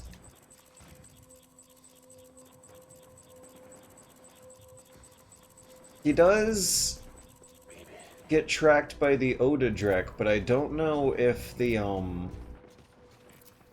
blood bullets do more damage against him or not. I've never scientifically tested, but I wouldn't be surprised if they don't, because this is like the one part in the whole game where you really ever would use the bullets at all. When you're fighting the BTs, it seems like that's when you're supposed to be using the blood bullets, and that happens every now and then in the regular ordinary game. These are rare occurrences that happen only 3 times, and shooting bad guys with bullets is something that almost never happens at all in the regular game, so I'd imagine that's to make sure that the player gets to make use of most tools they went through so much work to make this game to use. I would have thought this is when you're supposed to use regular ordinary bullets and play a regular ordinary shooting game.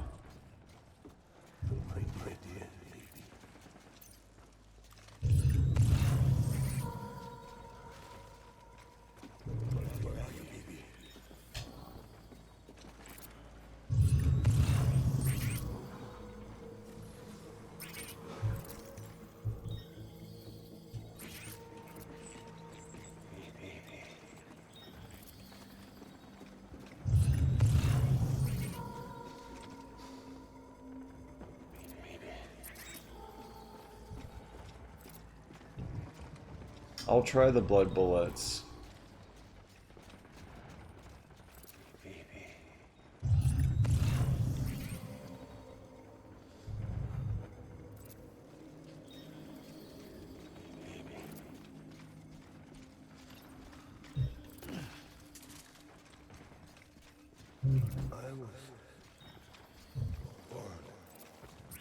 Okay. Line reading came off a little weird.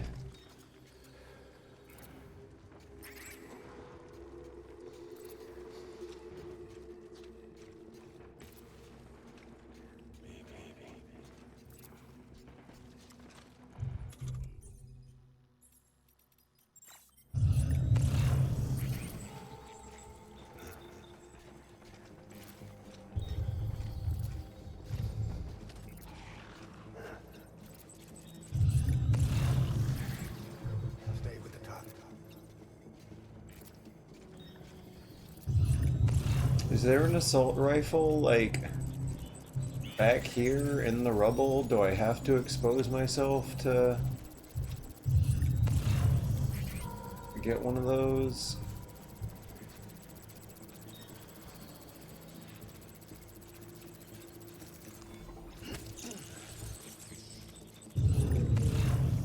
There we go.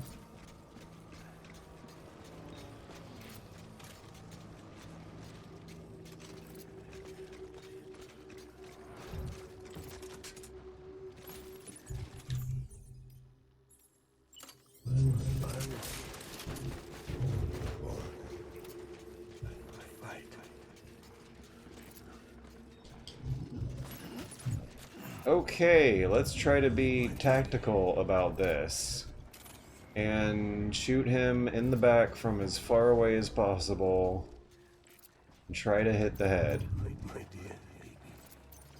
with a blood bullet. Yeah! Ow! I think they're more accurate than I am at this distance. Oh, I don't think BB likes me using the blood bullets. I don't remember BB crying this much when I was using regular bullets. Maybe I should grenade that.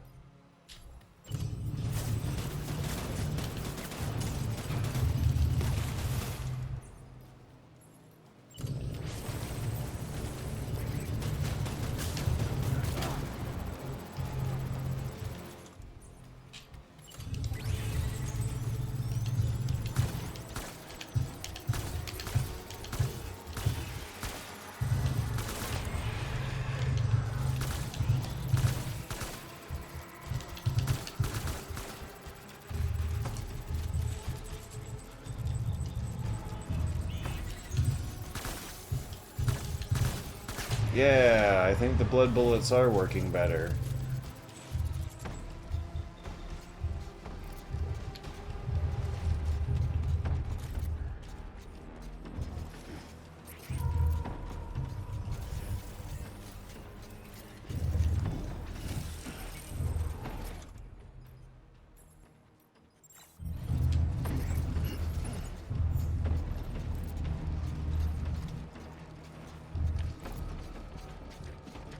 Secure the area.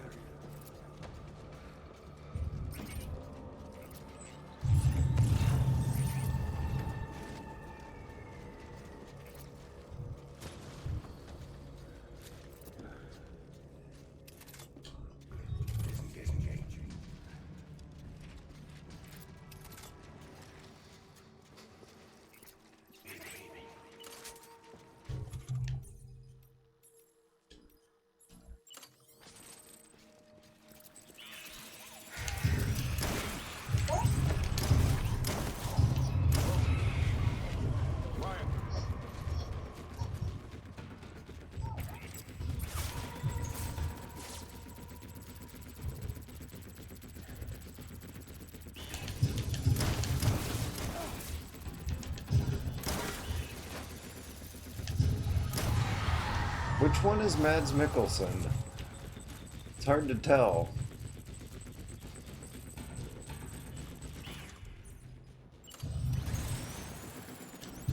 Oh, okay. Maybe it's easy actually to tell because he's gonna have the golden strands flowing out of his gear. Oh wait, are we done? That was a lot easier than the first one. Was it just because I was using blood ammo? Oh, maybe we're not done. We need reinforcements. There were 5 waves of soldiers that you have to kill the first time, and I think that was only the second.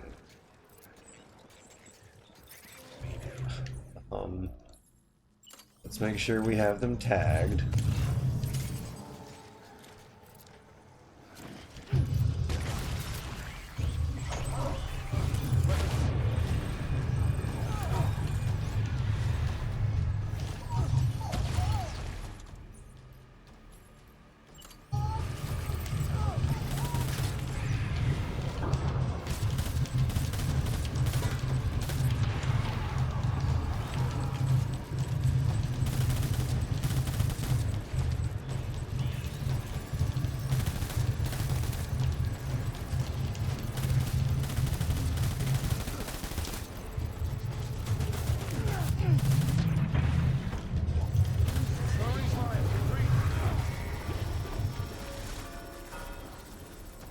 That was easy. Hello, Coninator. So, yeah, the blood grenades and the blood ammo are making this a lot easier than I remember. Which is good, which is good. They were suspiciously hard.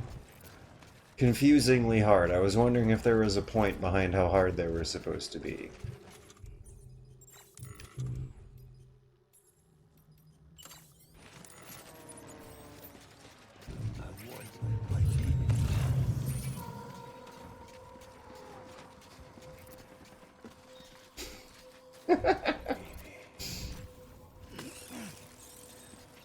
It's still a very fun line reading. This I want my BB bag stuff.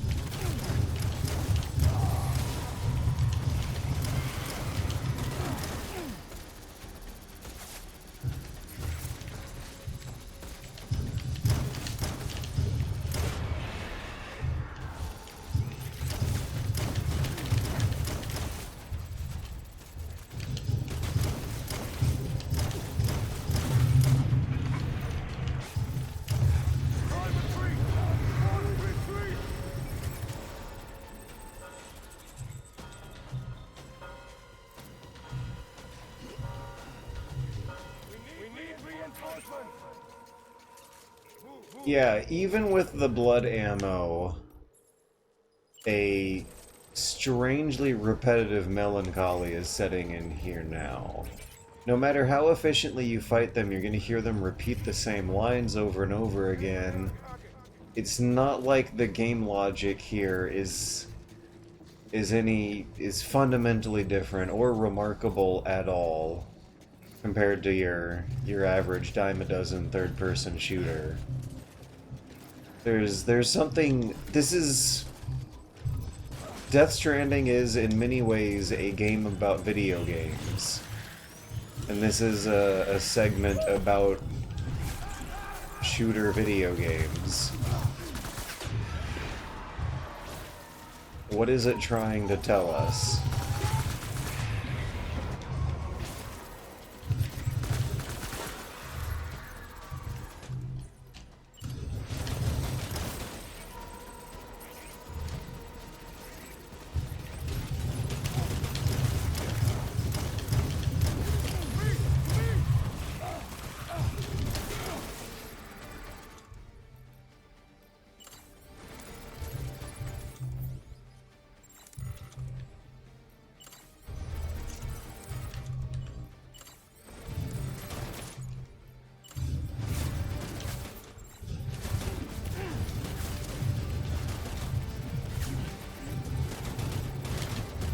Ah, no ammo.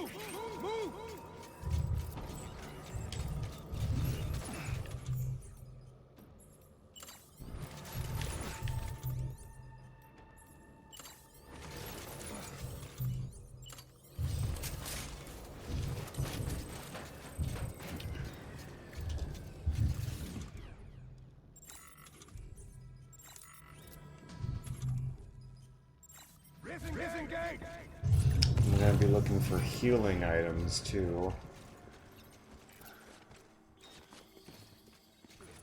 Where's my baby?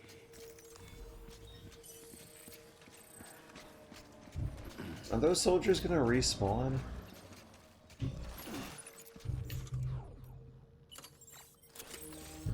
My dear baby.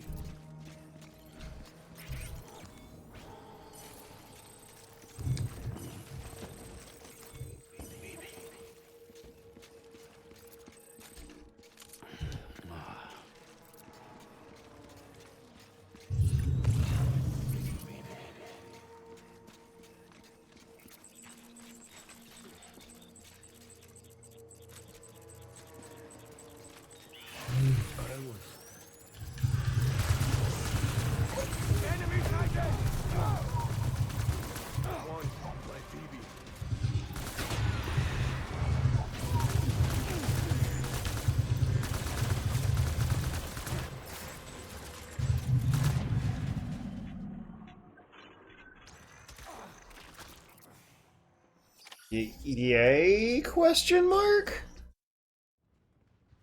There wasn't exactly a super high sense of spectacle or accomplishment or fanfare to that? Yeah, you third person shoot each other in the face for like 20 minutes of really repetitive, uninteresting third person shooting combat. I should never have put you in that. And it's like supposed to be about manliness and power fantasies and fatherhood and simulated violence and other archetypical problematic video game themes.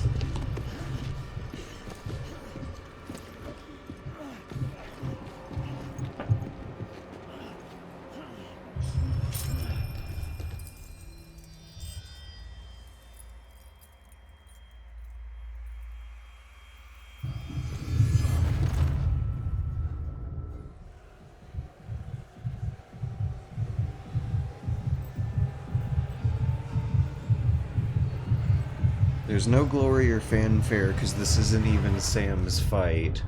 Yeah, it's like it's from a completely different video game.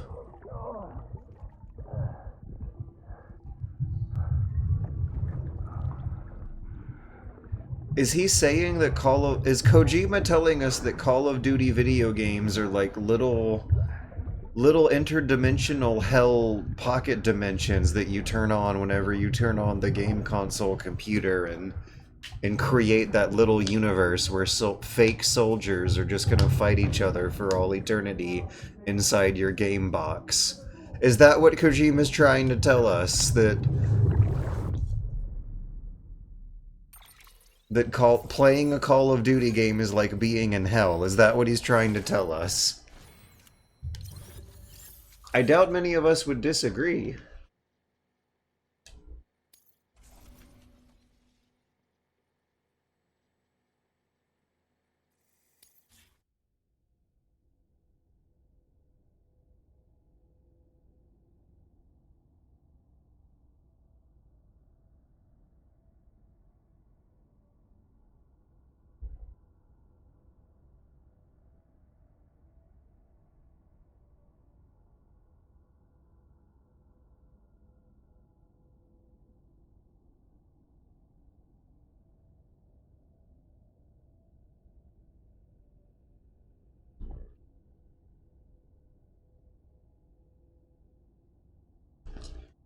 An eternal war that Big Boss tried to recreate with Outer Heaven. Right, right. Okay, so one of the reasons I do unironically think that is a valid expected interpretation that Kojima might have had on the list of what he wants people to get out of these segments is because Metal Gear Solid 5 and Peace Walker kind of engage with a similar thing, which is that that to someone like Big Boss, war would seem like a repetitive, ordinary, boring chore, and that's a huge problem and actually a really depressing place to be calibrating your power fantasies towards.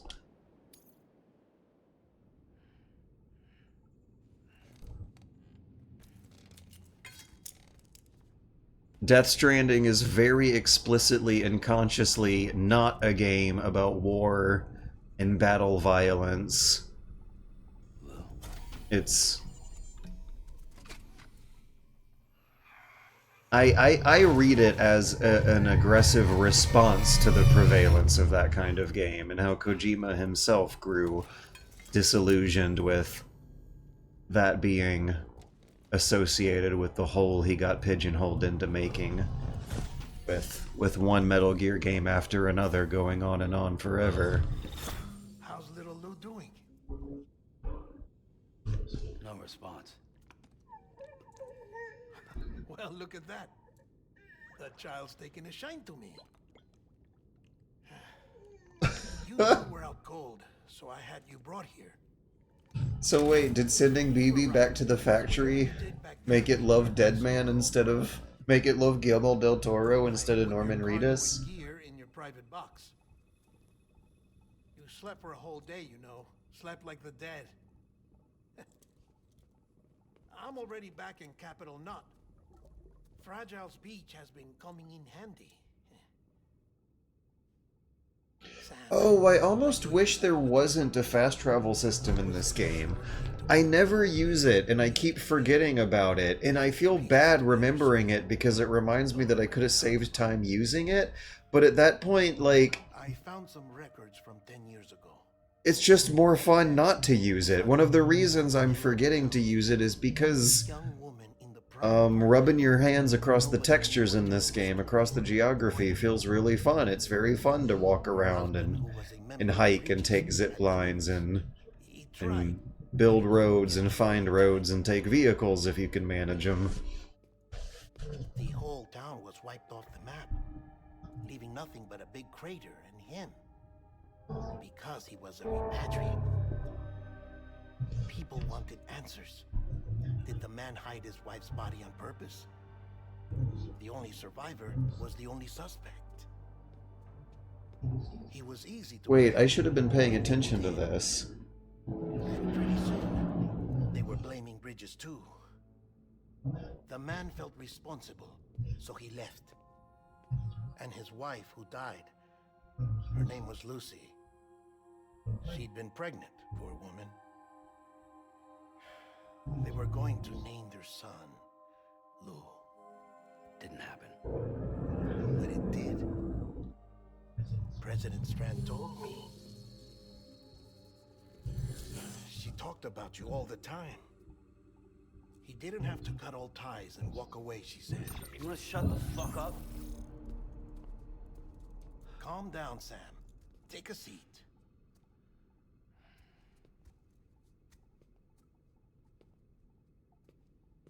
I told you before about my body. 70% harvested from cadavers. Do you want to know the real reason why? Because the story you've heard is one I made up. The truth is, I'm Frankenstein's monster. Artificial.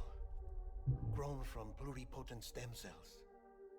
And when that vital spark didn't manifest in all my organs, they replaced the defective ones with those of the dead. Wait, vital spark? What does that I mean? had a birthday. I'm a soulless meat puppet.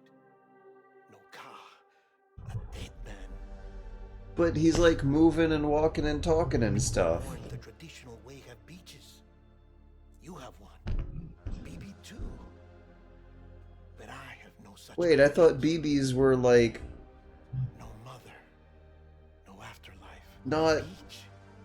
were unborn fetuses grown in a lab or something. Why I joined Breaches?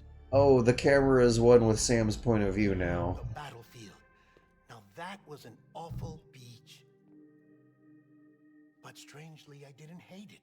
Because I knew you were coming for me. I've never felt that before. Connected to someone, anyone. You didn't have to cut all ties and walk away. The president was right about that much. Wasn't anything to walk away from. It's not like I was ever welcome there. Come on, even I was welcome. Oh, that. You were holding it. It's an old dog tag, U.S. issue. Wasn't easy prying it out of your hand. Clifford Unger, as you can see. They call him Unger because he hungers for revenge. Okay, so there's two villains in this game. One of them's sympathetic. Mads Mikkelsen is a, like, fucked up career soldier ghost who looks like he's from modern times. But everyone else in Death Stranding looks like they're from science fiction future times. But the story is that, like, when the actual post-apocalyptic Death Stranding event occurred, if I'm getting this right, if I remember the synopsis right, Mads Mikkelsen's, which I guess would have been the, yeah, like, if the fiction is correct, the Death Stranding itself occurs in, like, the 2020s. And we're 40 to 60 years later, which is weird because they have all this advanced high-tech science fiction robo-technology that looks like you're hundreds of years in the future. But apparently the Death Stranding happens in the 2020s. Did it? The Death Stranding happens in modernity. And Clifford Unger is the ghost of a guy who was killed during that. And that an unborn baby getting caught in the explosion causes the prototype for BBs to happen or something? Oh, Guillermo del Toro just exploded because he's projecting a corellogram from Capital Knot City through the chiral network beaches. It actually makes perfect sense when you think about it. But as far as the other stuff, I don't quite know if I'm so keen on it yet.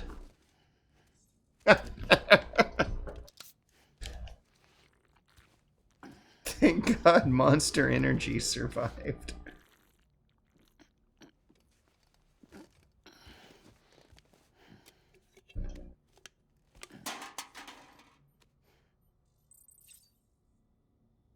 We're in the middle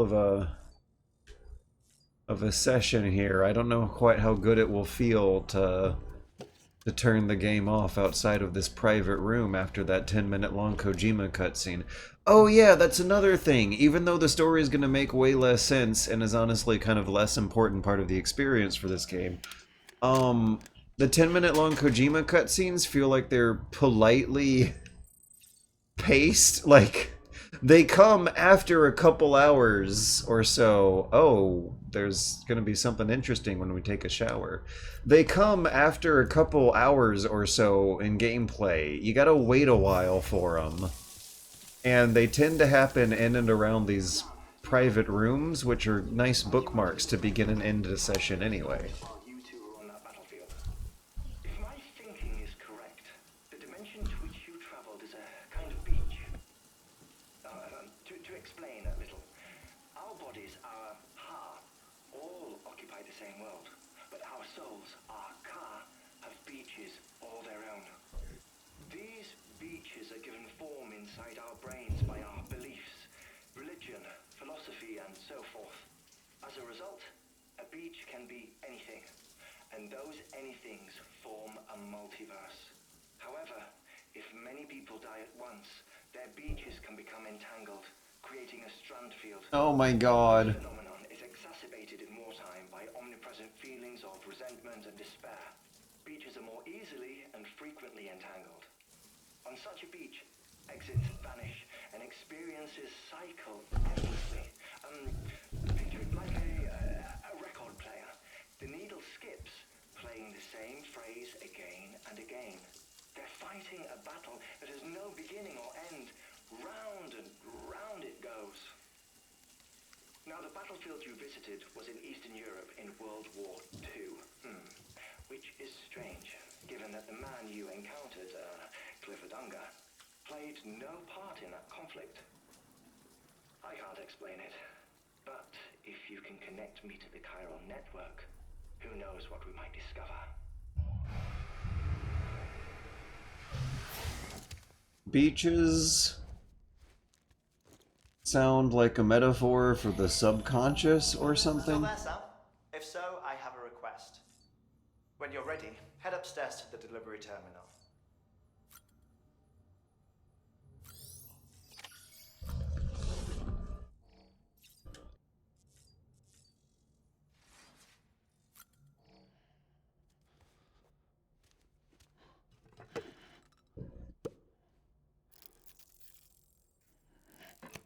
And that's why Mads Mikkelsen repeats his lines.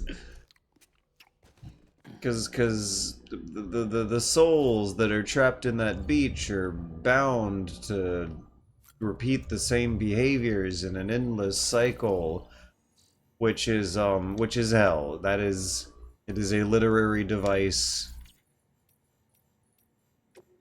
It is an archetype.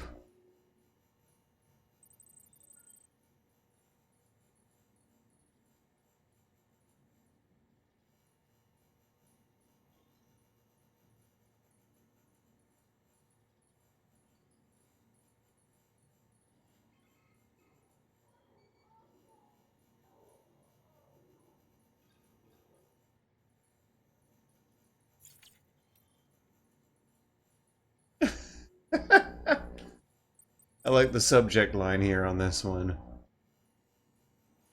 Okay, now that I'm getting into the groove of it, though, like, there really is a nice sense of pacing to this, and how these emails flesh out the characters' side stories. So this is part of the fun of the gameplay loop. You do these deliveries for people, and that increases their connection level, which unlocks the amount of structures that you can build around them. And the more deliveries that you get, the more emails that you get. So you read through their side stories and develop their side stories as you develop the infrastructure around their delivery destinations, which makes the successive deliveries more fast and speedy and fun. And you feel good when you get a delivery done quickly and safely. And so that's the loop. That's the fun of Death Stranding. It makes perfect sense when you think about it. It's not that hard to explain.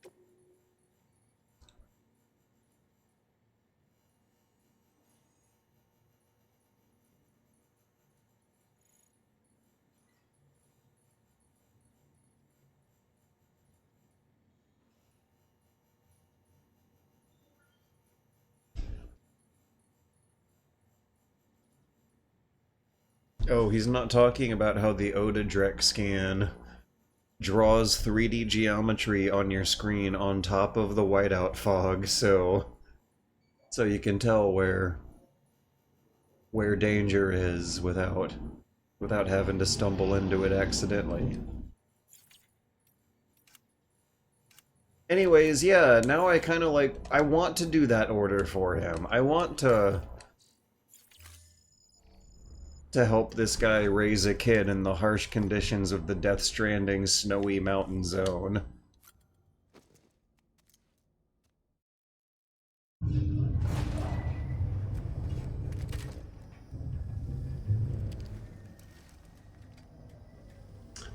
I don't like to read a wall of text from my friends. Why read one from a stranger I just door dashed for? Because in this setting, they're not really strangers. That door dasher is like the only guy they're gonna see all week. John, is that you?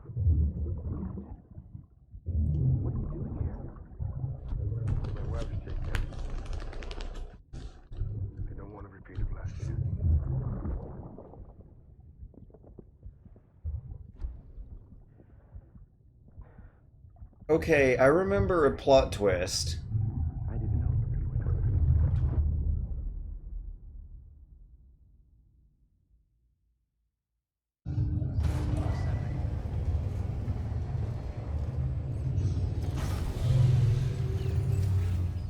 Beginning scan. Scanning bridges ID. Verifying ID. Clear. All weapons will remain locked. Sam, the west side of that region is covered by a massive tar belt.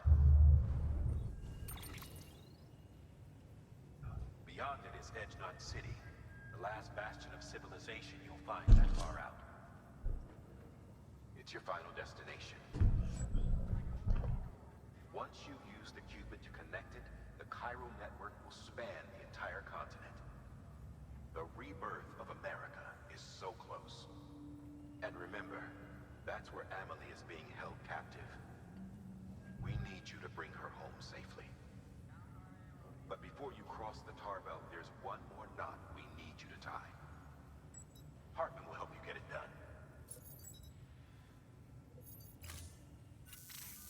Oh, wait, is this the one? To bring me a few things.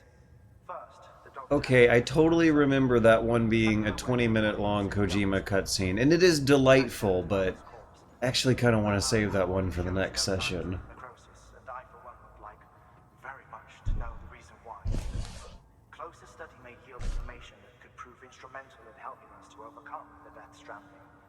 Suffice it to say, 1 minute remaining. I don't have much time. See to your preparations. I'll be waiting. You'll find an official order on the terminal.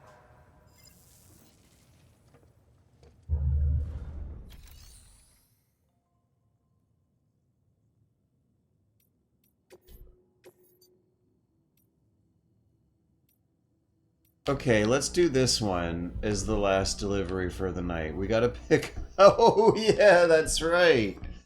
So...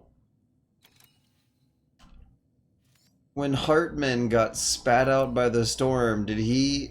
Oh, wait, I don't think Hartman's a repatriate. Sorry, I was just imagining Guillermo del Toro waking up naked a mile away, and that's why we have to go back and get his clothes. But I don't actually think it might have worked like that.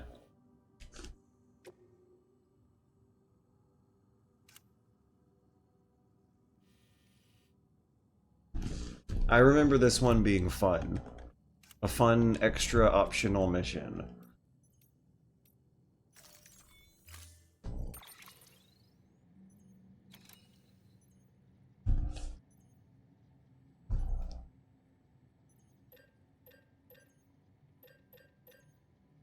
I always thought there were like maybe 10 to 50 or 60 people underground, but when you see the population numbers when you go in a new city, it's there's tens of thousands of them. That can't possibly be the case, especially because every now and then you will see buildings and even skyscrapers in the beginning of the game. I think Capital Knot City and Central Knot City both have what look to be skyscrapers either under construction or maybe in the process of destruction, beyond the off-limits areas, beyond the distribution center.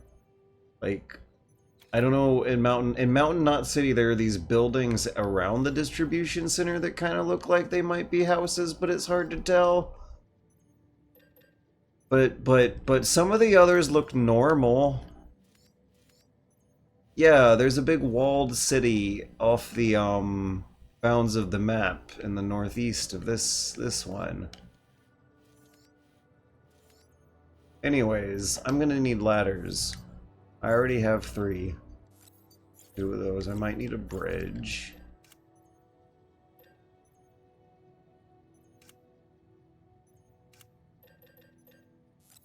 Oh, did I bring the armor back with me from the World War II hell?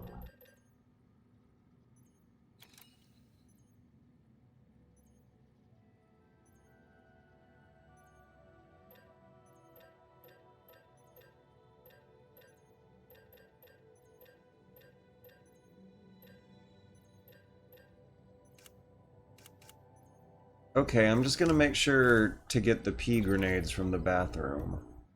I don't want any vehicles for this one. The vehicles are kind of a trap.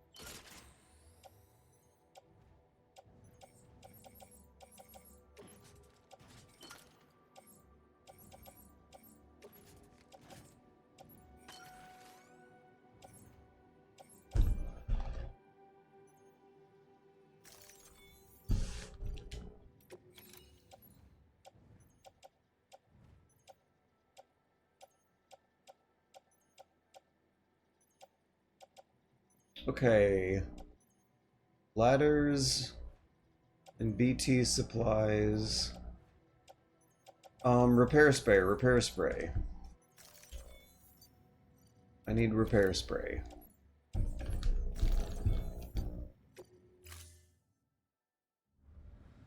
Order assigned.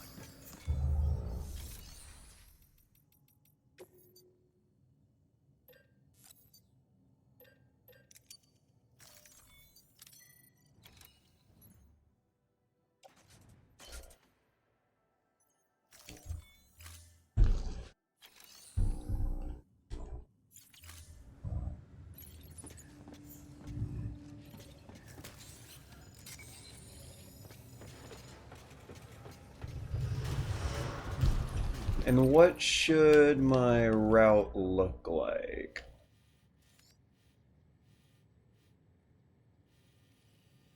There's a ladder. Or a rope. Just as good, close enough. Okay, let's go from that rope to...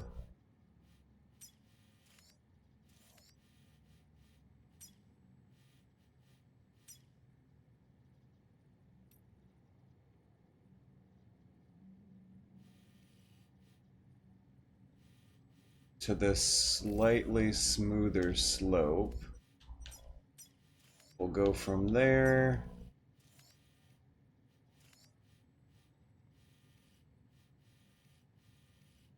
up the slope here. Yeah, that's our route. This is fun. This game's fun. Why did everyone... Why was this divisive? Is it because I'm not fighting anyone? It's still really fun. It feels... You feel a great sense of texture on your fingers. You look like a real rough, rugged, tough, manly hero action man when you play. That's what... This is what gamers want, right? They want deep movement systems with a fun sense of kinesthetics that captures a masculine power fantasy, right? But we all know why the gamers were not initially very receptive to this. Very, very complicated reasons that would be extremely hard to play, and I'm sure everyone has a slightly different answer, but I'm sure everyone feels like they know. And maybe that's one of the reasons why it's actually great art as a commentary about video games. It turned out to be a very divisive video game, but whatever reason you think it was divisive is probably going to reflect some greater grievance or frustration you might have about video gaming itself in your experience with Death Stranding. It sold real good. Not for the first year. There's actually a fun Kojima quote where he talks about how silly it is that people act like he's a prophet when he can't figure out how to... When if he was a prophet, he probably would have made a more profitable game. Ah! Oh, did you see those footprints I was following? But yeah, are these houses? What are these? They look like server farms. There's no windows. What are these? Are those buildings? There's no, like, driveway or infrastructure. How did they build these things? I don't know. It doesn't matter. It's a surrealistic, abstract, psychological tableau for Kojima's own indulgent artistic impulses. And I don't want to stumble into BT territory.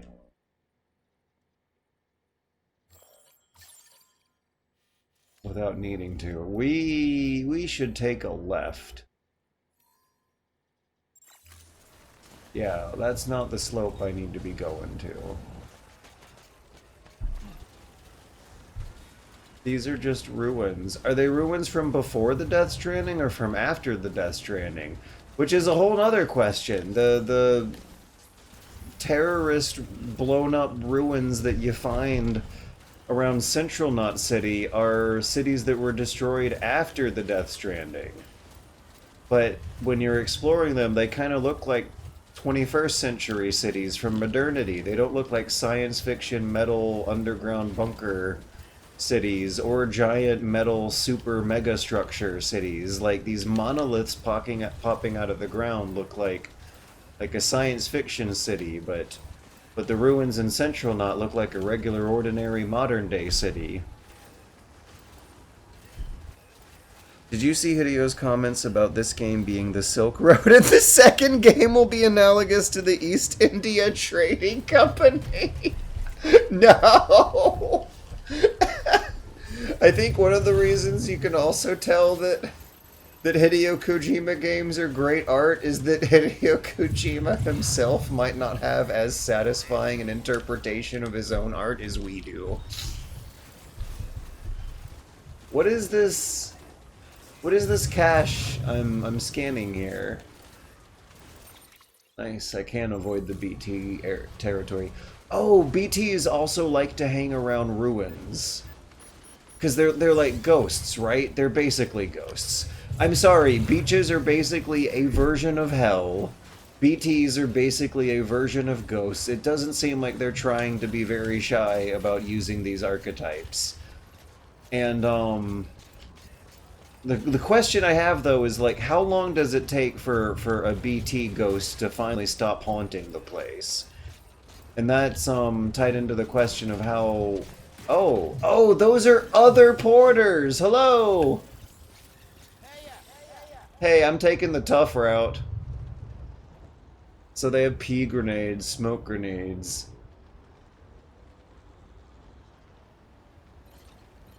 Oh, are they coming to me now? Keep on keeping on. I'm so scared of pressing the buttons. I don't want to experiment, but the curiosity is killing me regarding, like, what happens if you just punch these guys. They're super friendly. There's nothing... Oh, are they giving me this? I don't actually need it. You guys, you can have it back. Hey, mine's heavier.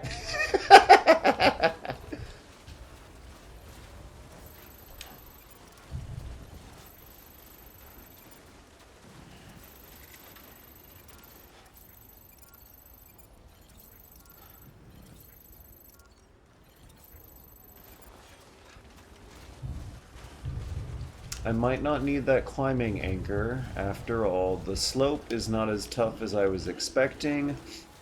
I thought I'd have a hard mountain climb ahead of me where I'd have to use the ladders, but the vibes are friendly. We had a friendly encounter with some other friendly porters who gave me surplus equipment I don't need.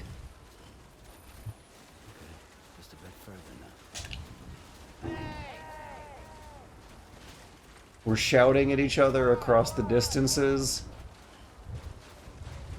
The vibes are good.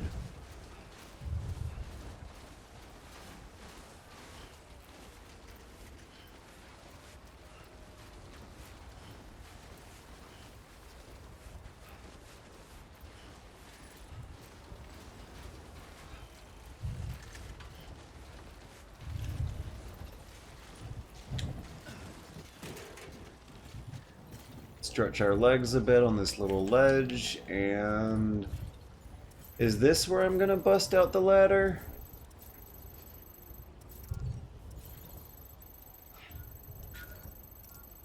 Why does it keep saying my destination is Mountain Knot City? It's... Oh, I'm actually here. So the winter clothes are around here somewhere, and it might actually be a good idea to just get to the peak of this mountain and do a scan. I might not be able to get to the actual peak, but I might be able to get high enough to have a nice vantage spot of visibility for scanning for these winter clothes. Key cargo has been located. Where? Aha! 92 meters that away.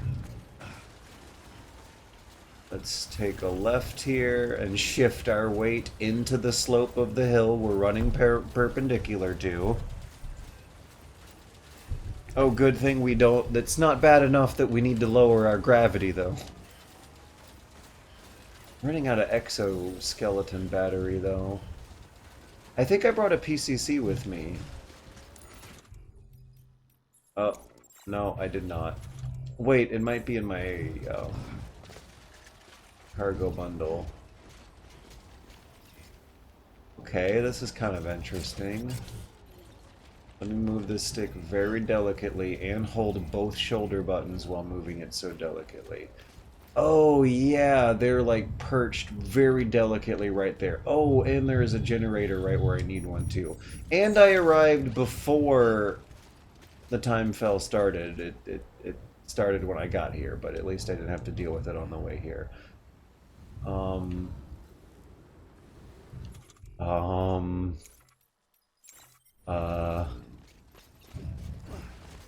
Okay, we're gonna see if I brought a climbing anchor. Nope. I'm gonna have to make do with ladders, which might be fine.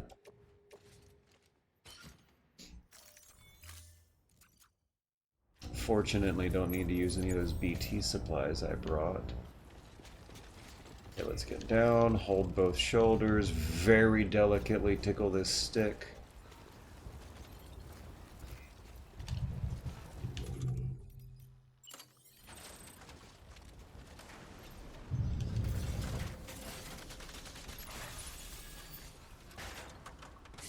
Oh, look at that angle! What a cool angle! Am I gonna slip as soon as I get off this thing?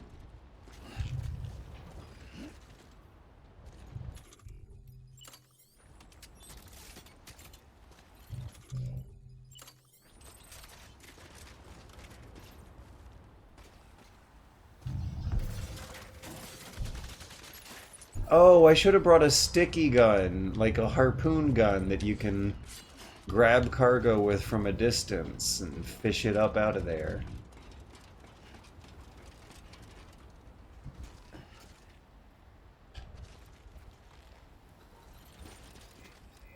Sam's wide turning radius is making this real nervous to do. There we go. Oh, the generator's down there though, and I do want to stop by. I only have one ladder. Could I use a bridge? Could the PCC help me somehow? Oh yeah, a zip line? Is there a zip line nearby?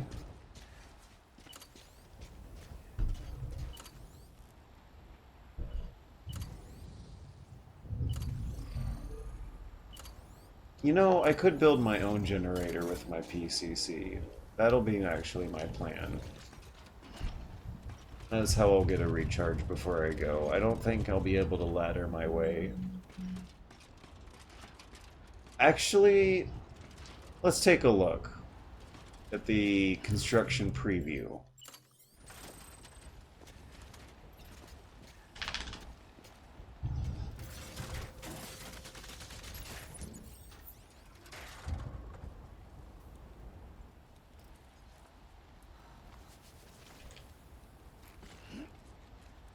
They're giving you supplies out of kindness and you're thinking about... Oh, no, that's not gonna work. And you're thinking about punching them in the face. Yes, I'm sorry. I apologize. It's because Death Stranding is a commentary on video game violence and stuff, and gamer toxicity and stuff.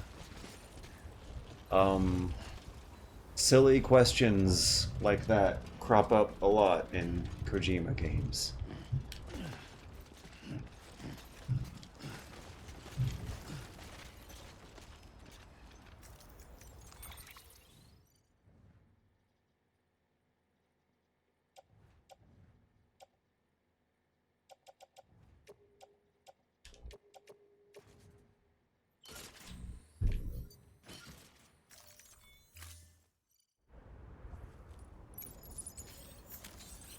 Let's get a move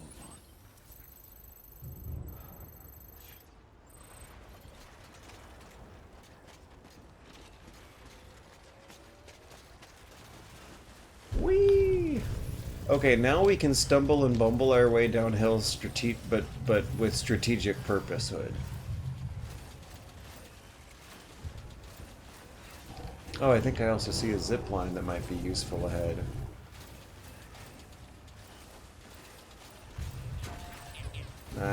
Do I want to build a generator or a zip line on my way back?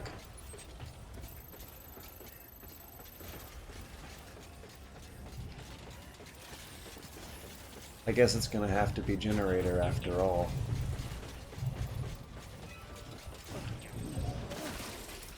Oh, oops. Oh no, now I gotta rock the baby.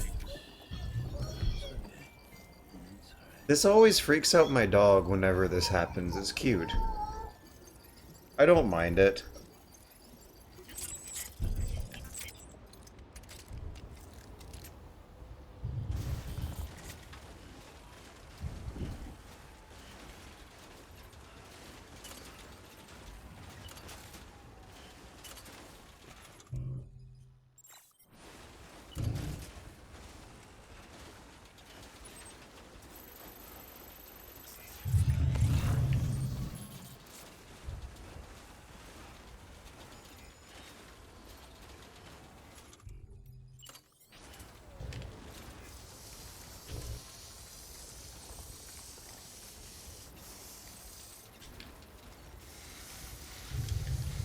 Oh wait, I have no cargo on my back to repair.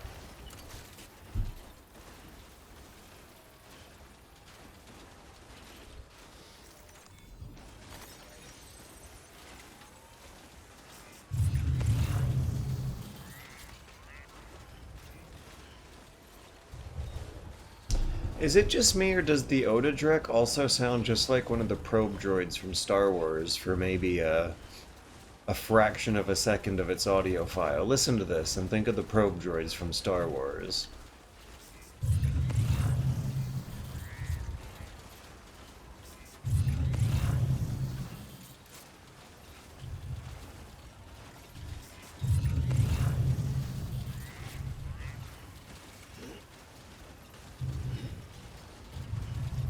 I bonked myself in the head with my own cargo.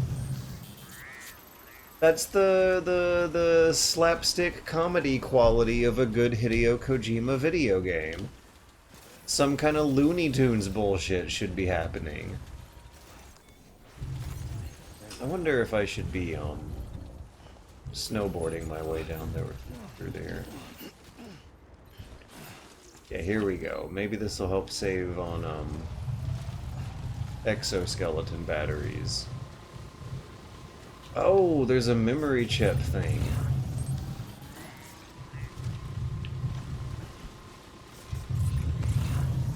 Do I have to steal it from BT territory, though?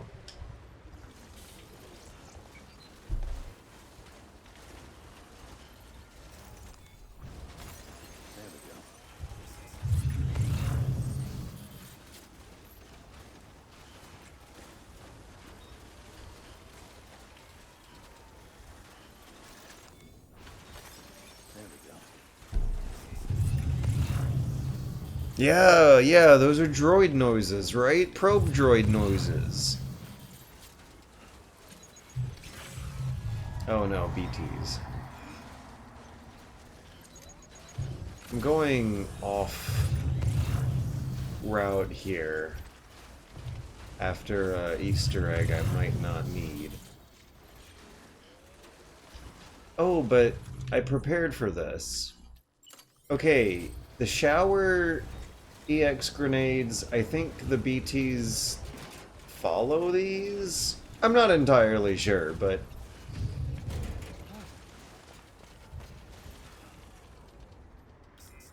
But this isn't BT territory, this is a house or something, or a server farm.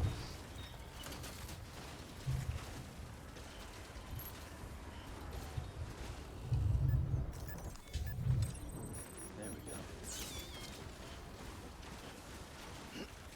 How in the world did I not run out of batteries while doing that? Is it gonna be a good idea to snowboard down this slope? Yes.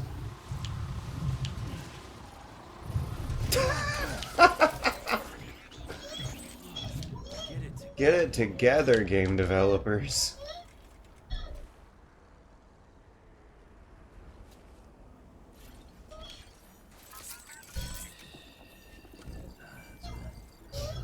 Everything's okay.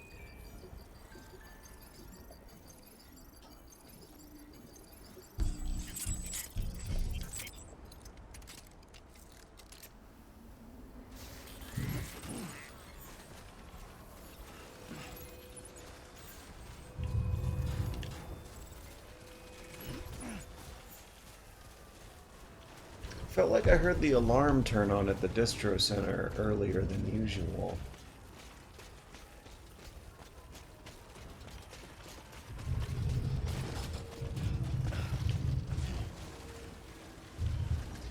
So wait, should I have been visualizing some underground tunnels this whole time? I've been visualizing underground facilities, but not vast underground cities that this thing's supposed to connect to, because, you do see overgrown buildings, all over the place. You don't really, like, see people actively moving in and out, but then again, like, there's something about the moisture in the air that it seems like no one really likes to expose themselves to. The rain is poisonous, it makes you get old faster. When you, deliver the chiral artist's daughter to her boyfriend and they get married, but then they get angry and have a divorce, she makes the journey back on foot, and it's a big deal for her. So I always assumed that there was still overland travel, just kept to a minimum or something. Also, wow, it's raining outside.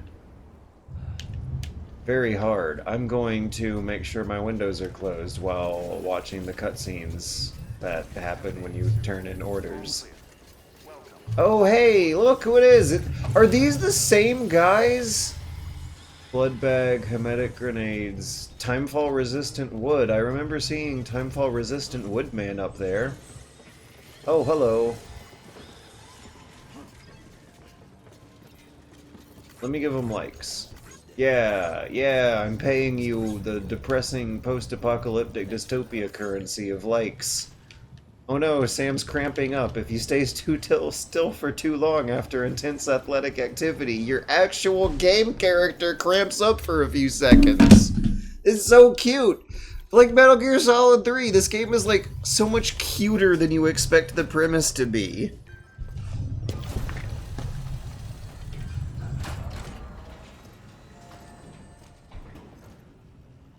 Hey, Sam. Welcome back. Tough journey as always, I bet. Wow. Wow, you really took great care of everything. I mean, honestly, you'd be hard. Wow, that rain is coming down hard.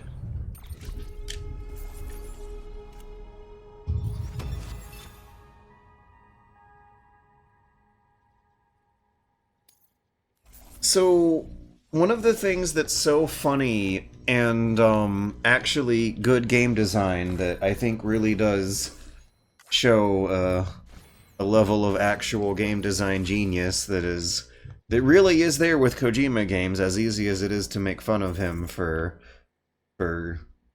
acting so very highly of himself, is that that story about the husband and the boyfriend and girlfriend who become husband and wife, that ends with them getting a divorce and then the wife making the trip back home on foot, is that they think that they're super far away from each other and estranged from each other, but it turns out that when you make the delivery to finally hook them back up, there's only like one hill in between the two.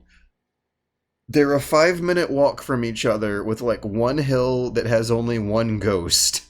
There's a certain irony, a tragic irony to the situation that is only shown to you through the level design of the game that makes the story more emotionally effective because of it. Yeah, Death Stranding.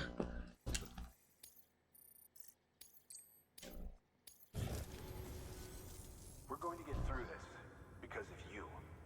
Thank you, Sam. Good work. New order available. Please access. Oh, wait, if I'm wrapping up the session, I know what to do. Yeah, right here, private room.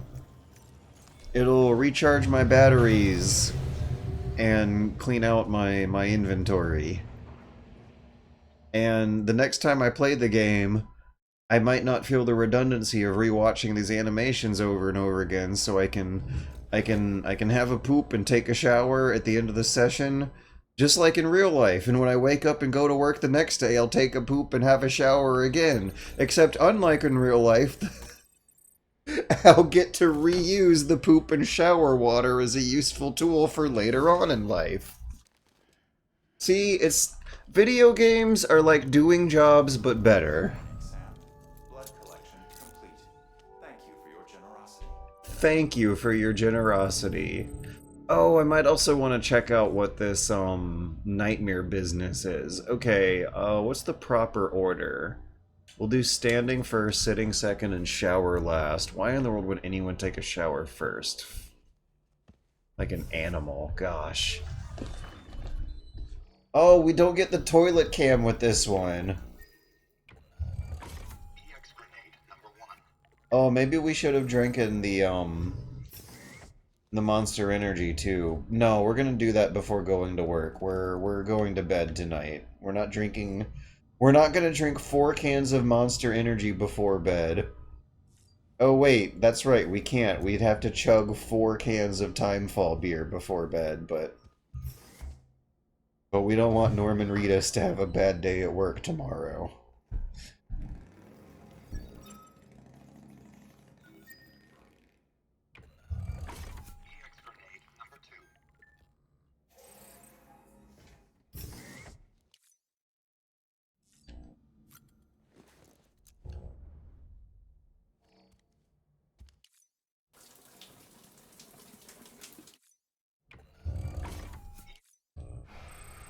There's like 4 things to skip through when you do that. Okay, examine figures. What was this nightmare thing? Nightmares and memories. Revisit some nightmares of battle. Oh, that sounds awful. Why would I want to do that? Let's not. But I guess it's good to know that you can. What else is here? Oh, there's music! I should have been putting music on while going through those routines and rituals.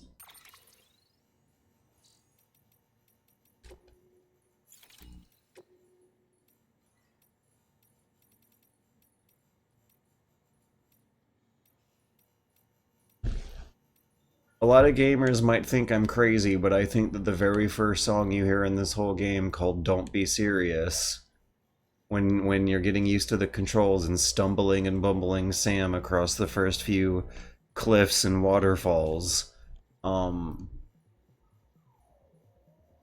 think this song is called Don't Be Serious as a message about how serious video games usually are.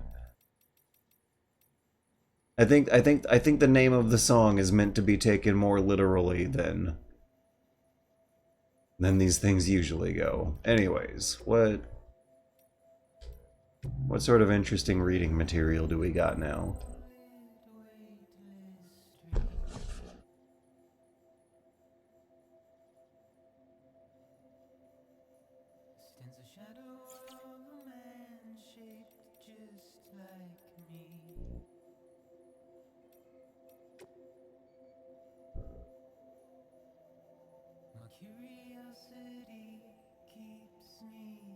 Oh my god, there's another set of creepy twins out there in this world? Oh, the spiritualist is the twin sister of the cosplayer? I mean, they're both kind of weirdos.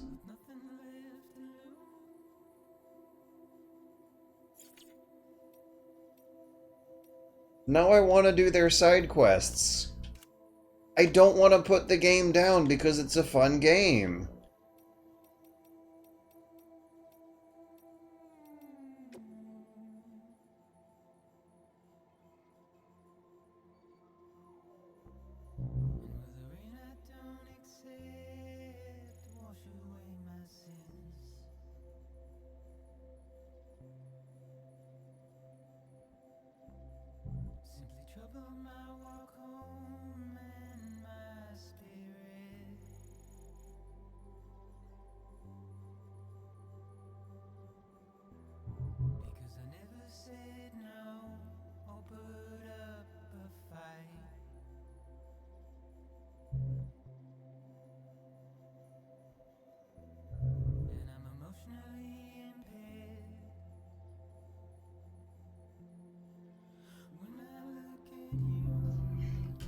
So it sounds like he's just as confused about what Troy Baker's motivation is as I am.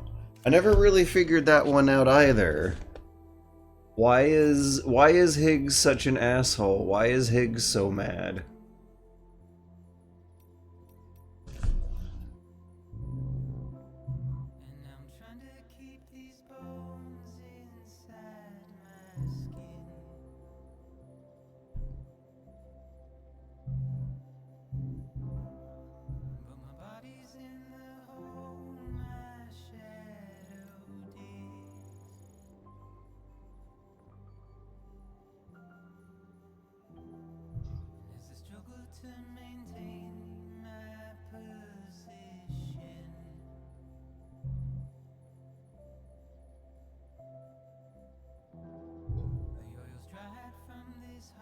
Annihilation events? That sounds like an extremely vague term that could mean a lot of things.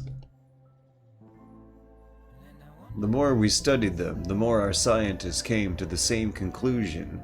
These were the results of bad things happening. These were the results of annihilation. What does he mean by that? What does that mean? That does not explain it clearly. That doesn't sound like a conclusion. Urgh!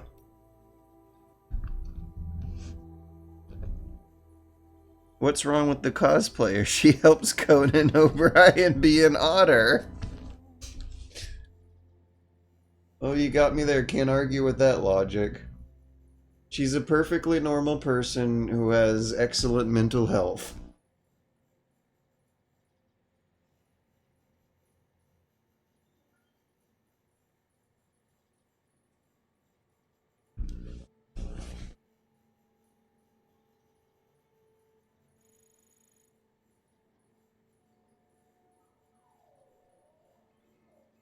What is he talking about? Corellium. But then Corellium started messing with people's heads, turning extremists into demons, mules into gestalt. What the fuck does that mean? And debate into violence. And now we're headed west into their territory. Invaders coming for their freedom. What does gestalt... I must have missed that.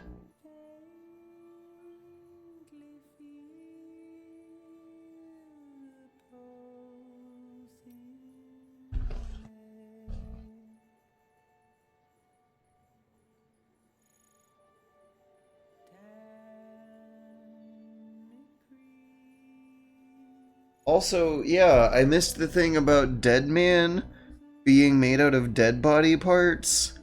That seems to have come kind of later. I thought he was named Deadman because he worked at a morgue.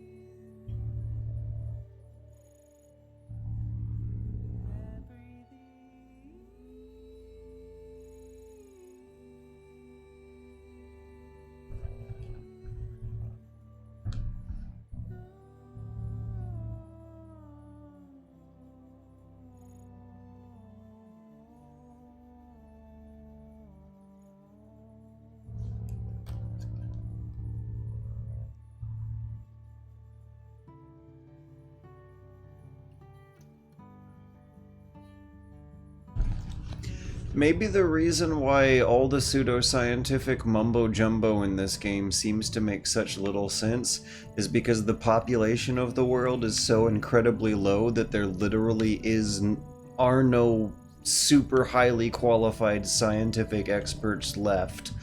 And this just kind of reads like he's trying his best but can't. That's a way to make sense of it. Okay, so it is a relief. It is with relief that I first played this game and started reading the lore text and realizing that one of the reasons everything's so weird is maybe because they don't even know themselves in the game. We have a shared experience with the in-game characters, with our state of ignorance is also their own.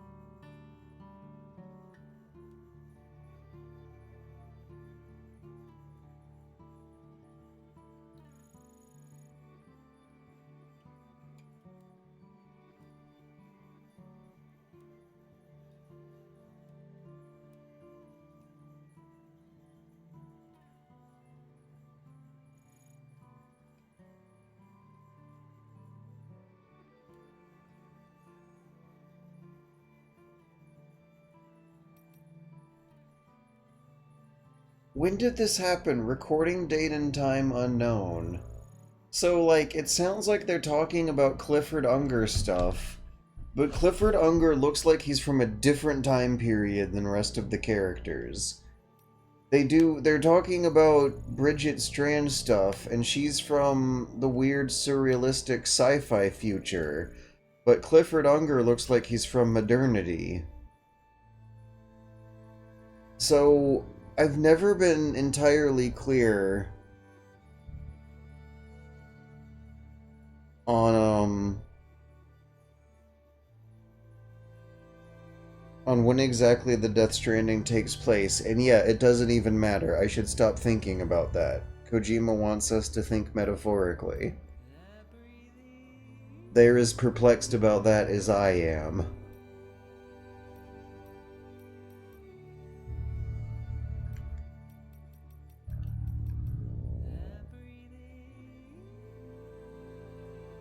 Oh, brother. Oh my god, it's a thread thing. He observed his grandson playing with strands. Playing a strand genre game.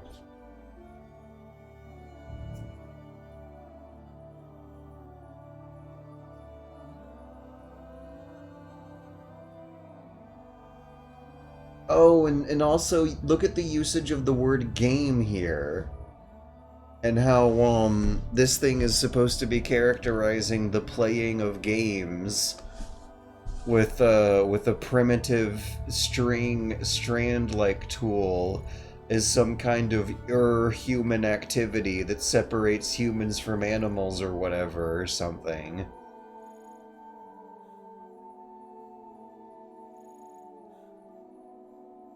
This is a metaphor for video games.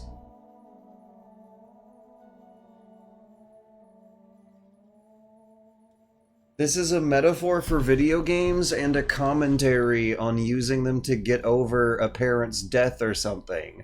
You're not meant to read this literally. There's no way. I just got something out of this that was useful. It's not good writing. It is not translated well. It is not localized well, but there is some kind of actual, real, unironic genius going on back here in the metaphors that we need to learn how to dig out better.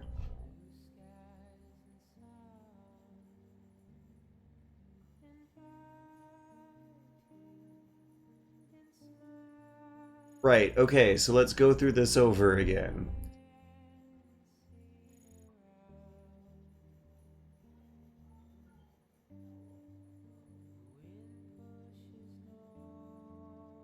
Okay, so the hands-on activity of manipulating an object in your hands to stimulate visual responses of seeing or not seeing results with your eyeballs is some kind of human psychological ritualistic activity that works as a coping mechanism that makes your mind go at ease.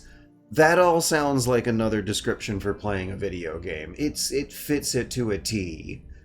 The boy was in control of the spool. He could make it disappear and reappear at will. This helped him to comprehend his mother's absence, not as something sudden or irrational, but as something controlled, and therefore not a cause for concern. So, by playing a game for relaxation, we're coping with things in real life that bother us, because the games can give us a sense of control for a little while. And when using the spool metaphor, this Kafka word comes up, Odadrek, that is connected with how satisfying it might be for this child to be in control of something he cannot see. So in the game, you use the Odadrek to spot and not spot ghosts, to spot ghosts that you can't usually see. And on one layer, it can be read as being a reference to the actual tool in the game. On another layer, it can be read as references to the practice of games, electronic, interactive, moving picture contests as a whole. But on the most surface level of what it's directly trying to tell you with these words in English, it does not make a whole lot of sense and sounds very weird. Yeah, that's Death Stranding. This is how you play Death Stranding. This is how you read Death Stranding. This is how you interpret Death Stranding. I'm happy to share the method. But yeah, no, that was awesome. That was a lot of fun. That was meaningful. That kind of felt like some kind of artistic commentary on game designs. Even with the way that you, like, make him take a shower and take a dump and go to bed, before you, in real life, put the game down at the end of the day after you had worked earlier in the day. Like, I'm gonna turn this off and go take a dump and take a shower and go to bed myself in real life. There's something here. Last week on Metal Gear Monday, I was playing Metal Gear Solid 5 and talking about how maybe we just haven't become the kind of Homo Ludens that Hideo Kojima wants us to become. Yeah, no, there are messages that these game mechanics are trying to tell us about basic human truths of life and reality that are hard to read into if your mind is not exclusively going to be thinking through terms of video game metaphors when going through this thing. But when you do, it's a wonderful experience and something that actually works on so many satisfying levels. It feels good in your hands, and it feels good in your head, and it looks pretty to your eyeballs. And there ain't nothing else out there like that. The divisiveness that this game was received with has always disappointed me. That apparently playing the game like this and interpreting it like this was something that did not come so naturally to a lot of the fan base. But yeah, no, it's really there. It's a game about games that has all these pages of lore text that are also about games. It is a famous game designer reflecting on famous game designs. And it's awesome. The whole originality of that concept is almost why I regard Kojima now doing Death Stranding 2 and Physent as slightly disappointing, because they seem less original than this. This abstract, surrealistic, psychological tableau about a famous game designer thinking about famous game designs. Hell yeah, Death Stranding. Death Stranding kicks ass. I might be playing more of this game next week for Metal Gear Monday. But I've also been playing it on my own time, and I hope Wait, even if I do have it beaten, though, there's the end game where I'll just be building highways across neo-shitty Iceland, America. And that will still be fun. So yeah, let's keep it going. Let's keep playing Death Stranding on next Metal Gear Monday. It might as well be a Metal Gear game, because it absolutely for sure is the designer of Metal Gear reflecting on a lifelong career of designing Metal Gear games. That's what Death Stranding is about. I read it like that. It does not say Metal Gear on the cover, but it's totally part of the same narrative of artistic growth and maturity that you get when going through the Metal Gear Solid series. It kicks ass. It's awesome. And the other day I was on the Metal Gear Solid subreddit and I googled for Death Stranding. I searched it for Death Stranding to see what their opinions still are, and it does seem like there's a lot of Metal Gear Solid fans who think this is the most boring, uninteresting, bizarre, weirdo game in their lives. They have no way they can comprehend it. But how can you, read so much in between the lines of Metal Gear Solid the Phantom Pain stuff to correctly identify the themes of the Phantom Pain going on, and how you are supposed to feel like disappointment and melancholy are a deliberate part of the experience, but then also miss some of the themes going on in Death Stranding that make me feel happier than those themes in Metal Gear Solid 5. Death Stranding is a sad, melancholy game, but it's not as intense about it as Phantom Pain. I don't think it wants you to feel sad when you're playing it so much as think about sadness and what to do with it in a more constructive way. What's your opinion on walking? I think walking is an incredibly complicated thing that we all take for granted because it's bottled up in our muscle memory. And oh my, there's even some kind of metaphor you can make about playing video games in there that I'm sure Death Stranding would get into, but yeah. 100%, and find the special dog tags for the fancy motorbike. It's the wow cool robot meme. It's not told in a traditional way. It's also not a traditional game. It's also consciously divisive. Kojima only wanted 40% of people to like it. It's no more, no less. That's the sweet spot. And at least everyone respects that now. When the game first came out, though, opinion was vicious. It was really vicious, and it threw me for a loop. As a gamer who has done real life hiking and long distance endurance sports that were athletic activities that required a lot of patience, where you had to use your brain cell to think about where you had to use your brain cells to think about moving your character across large amounts of geographic space at a slow speed. I felt like I was able to connect with this thing in maybe a more privileged way than what most gamers got. But I am happy that I did help most gamers get there. I did notice public opinion reverse around the time I did my review, and now it's not even a cult classic. It is like an actual mainstream classic. Bo Burnham referenced it in Inside. It did sell millions. It just took it a while to get there. But everyone knows about the weird, artsy, surrealistic, psychological, postmodern tableau that is meant to be read metaphorically that is Death Stranding now.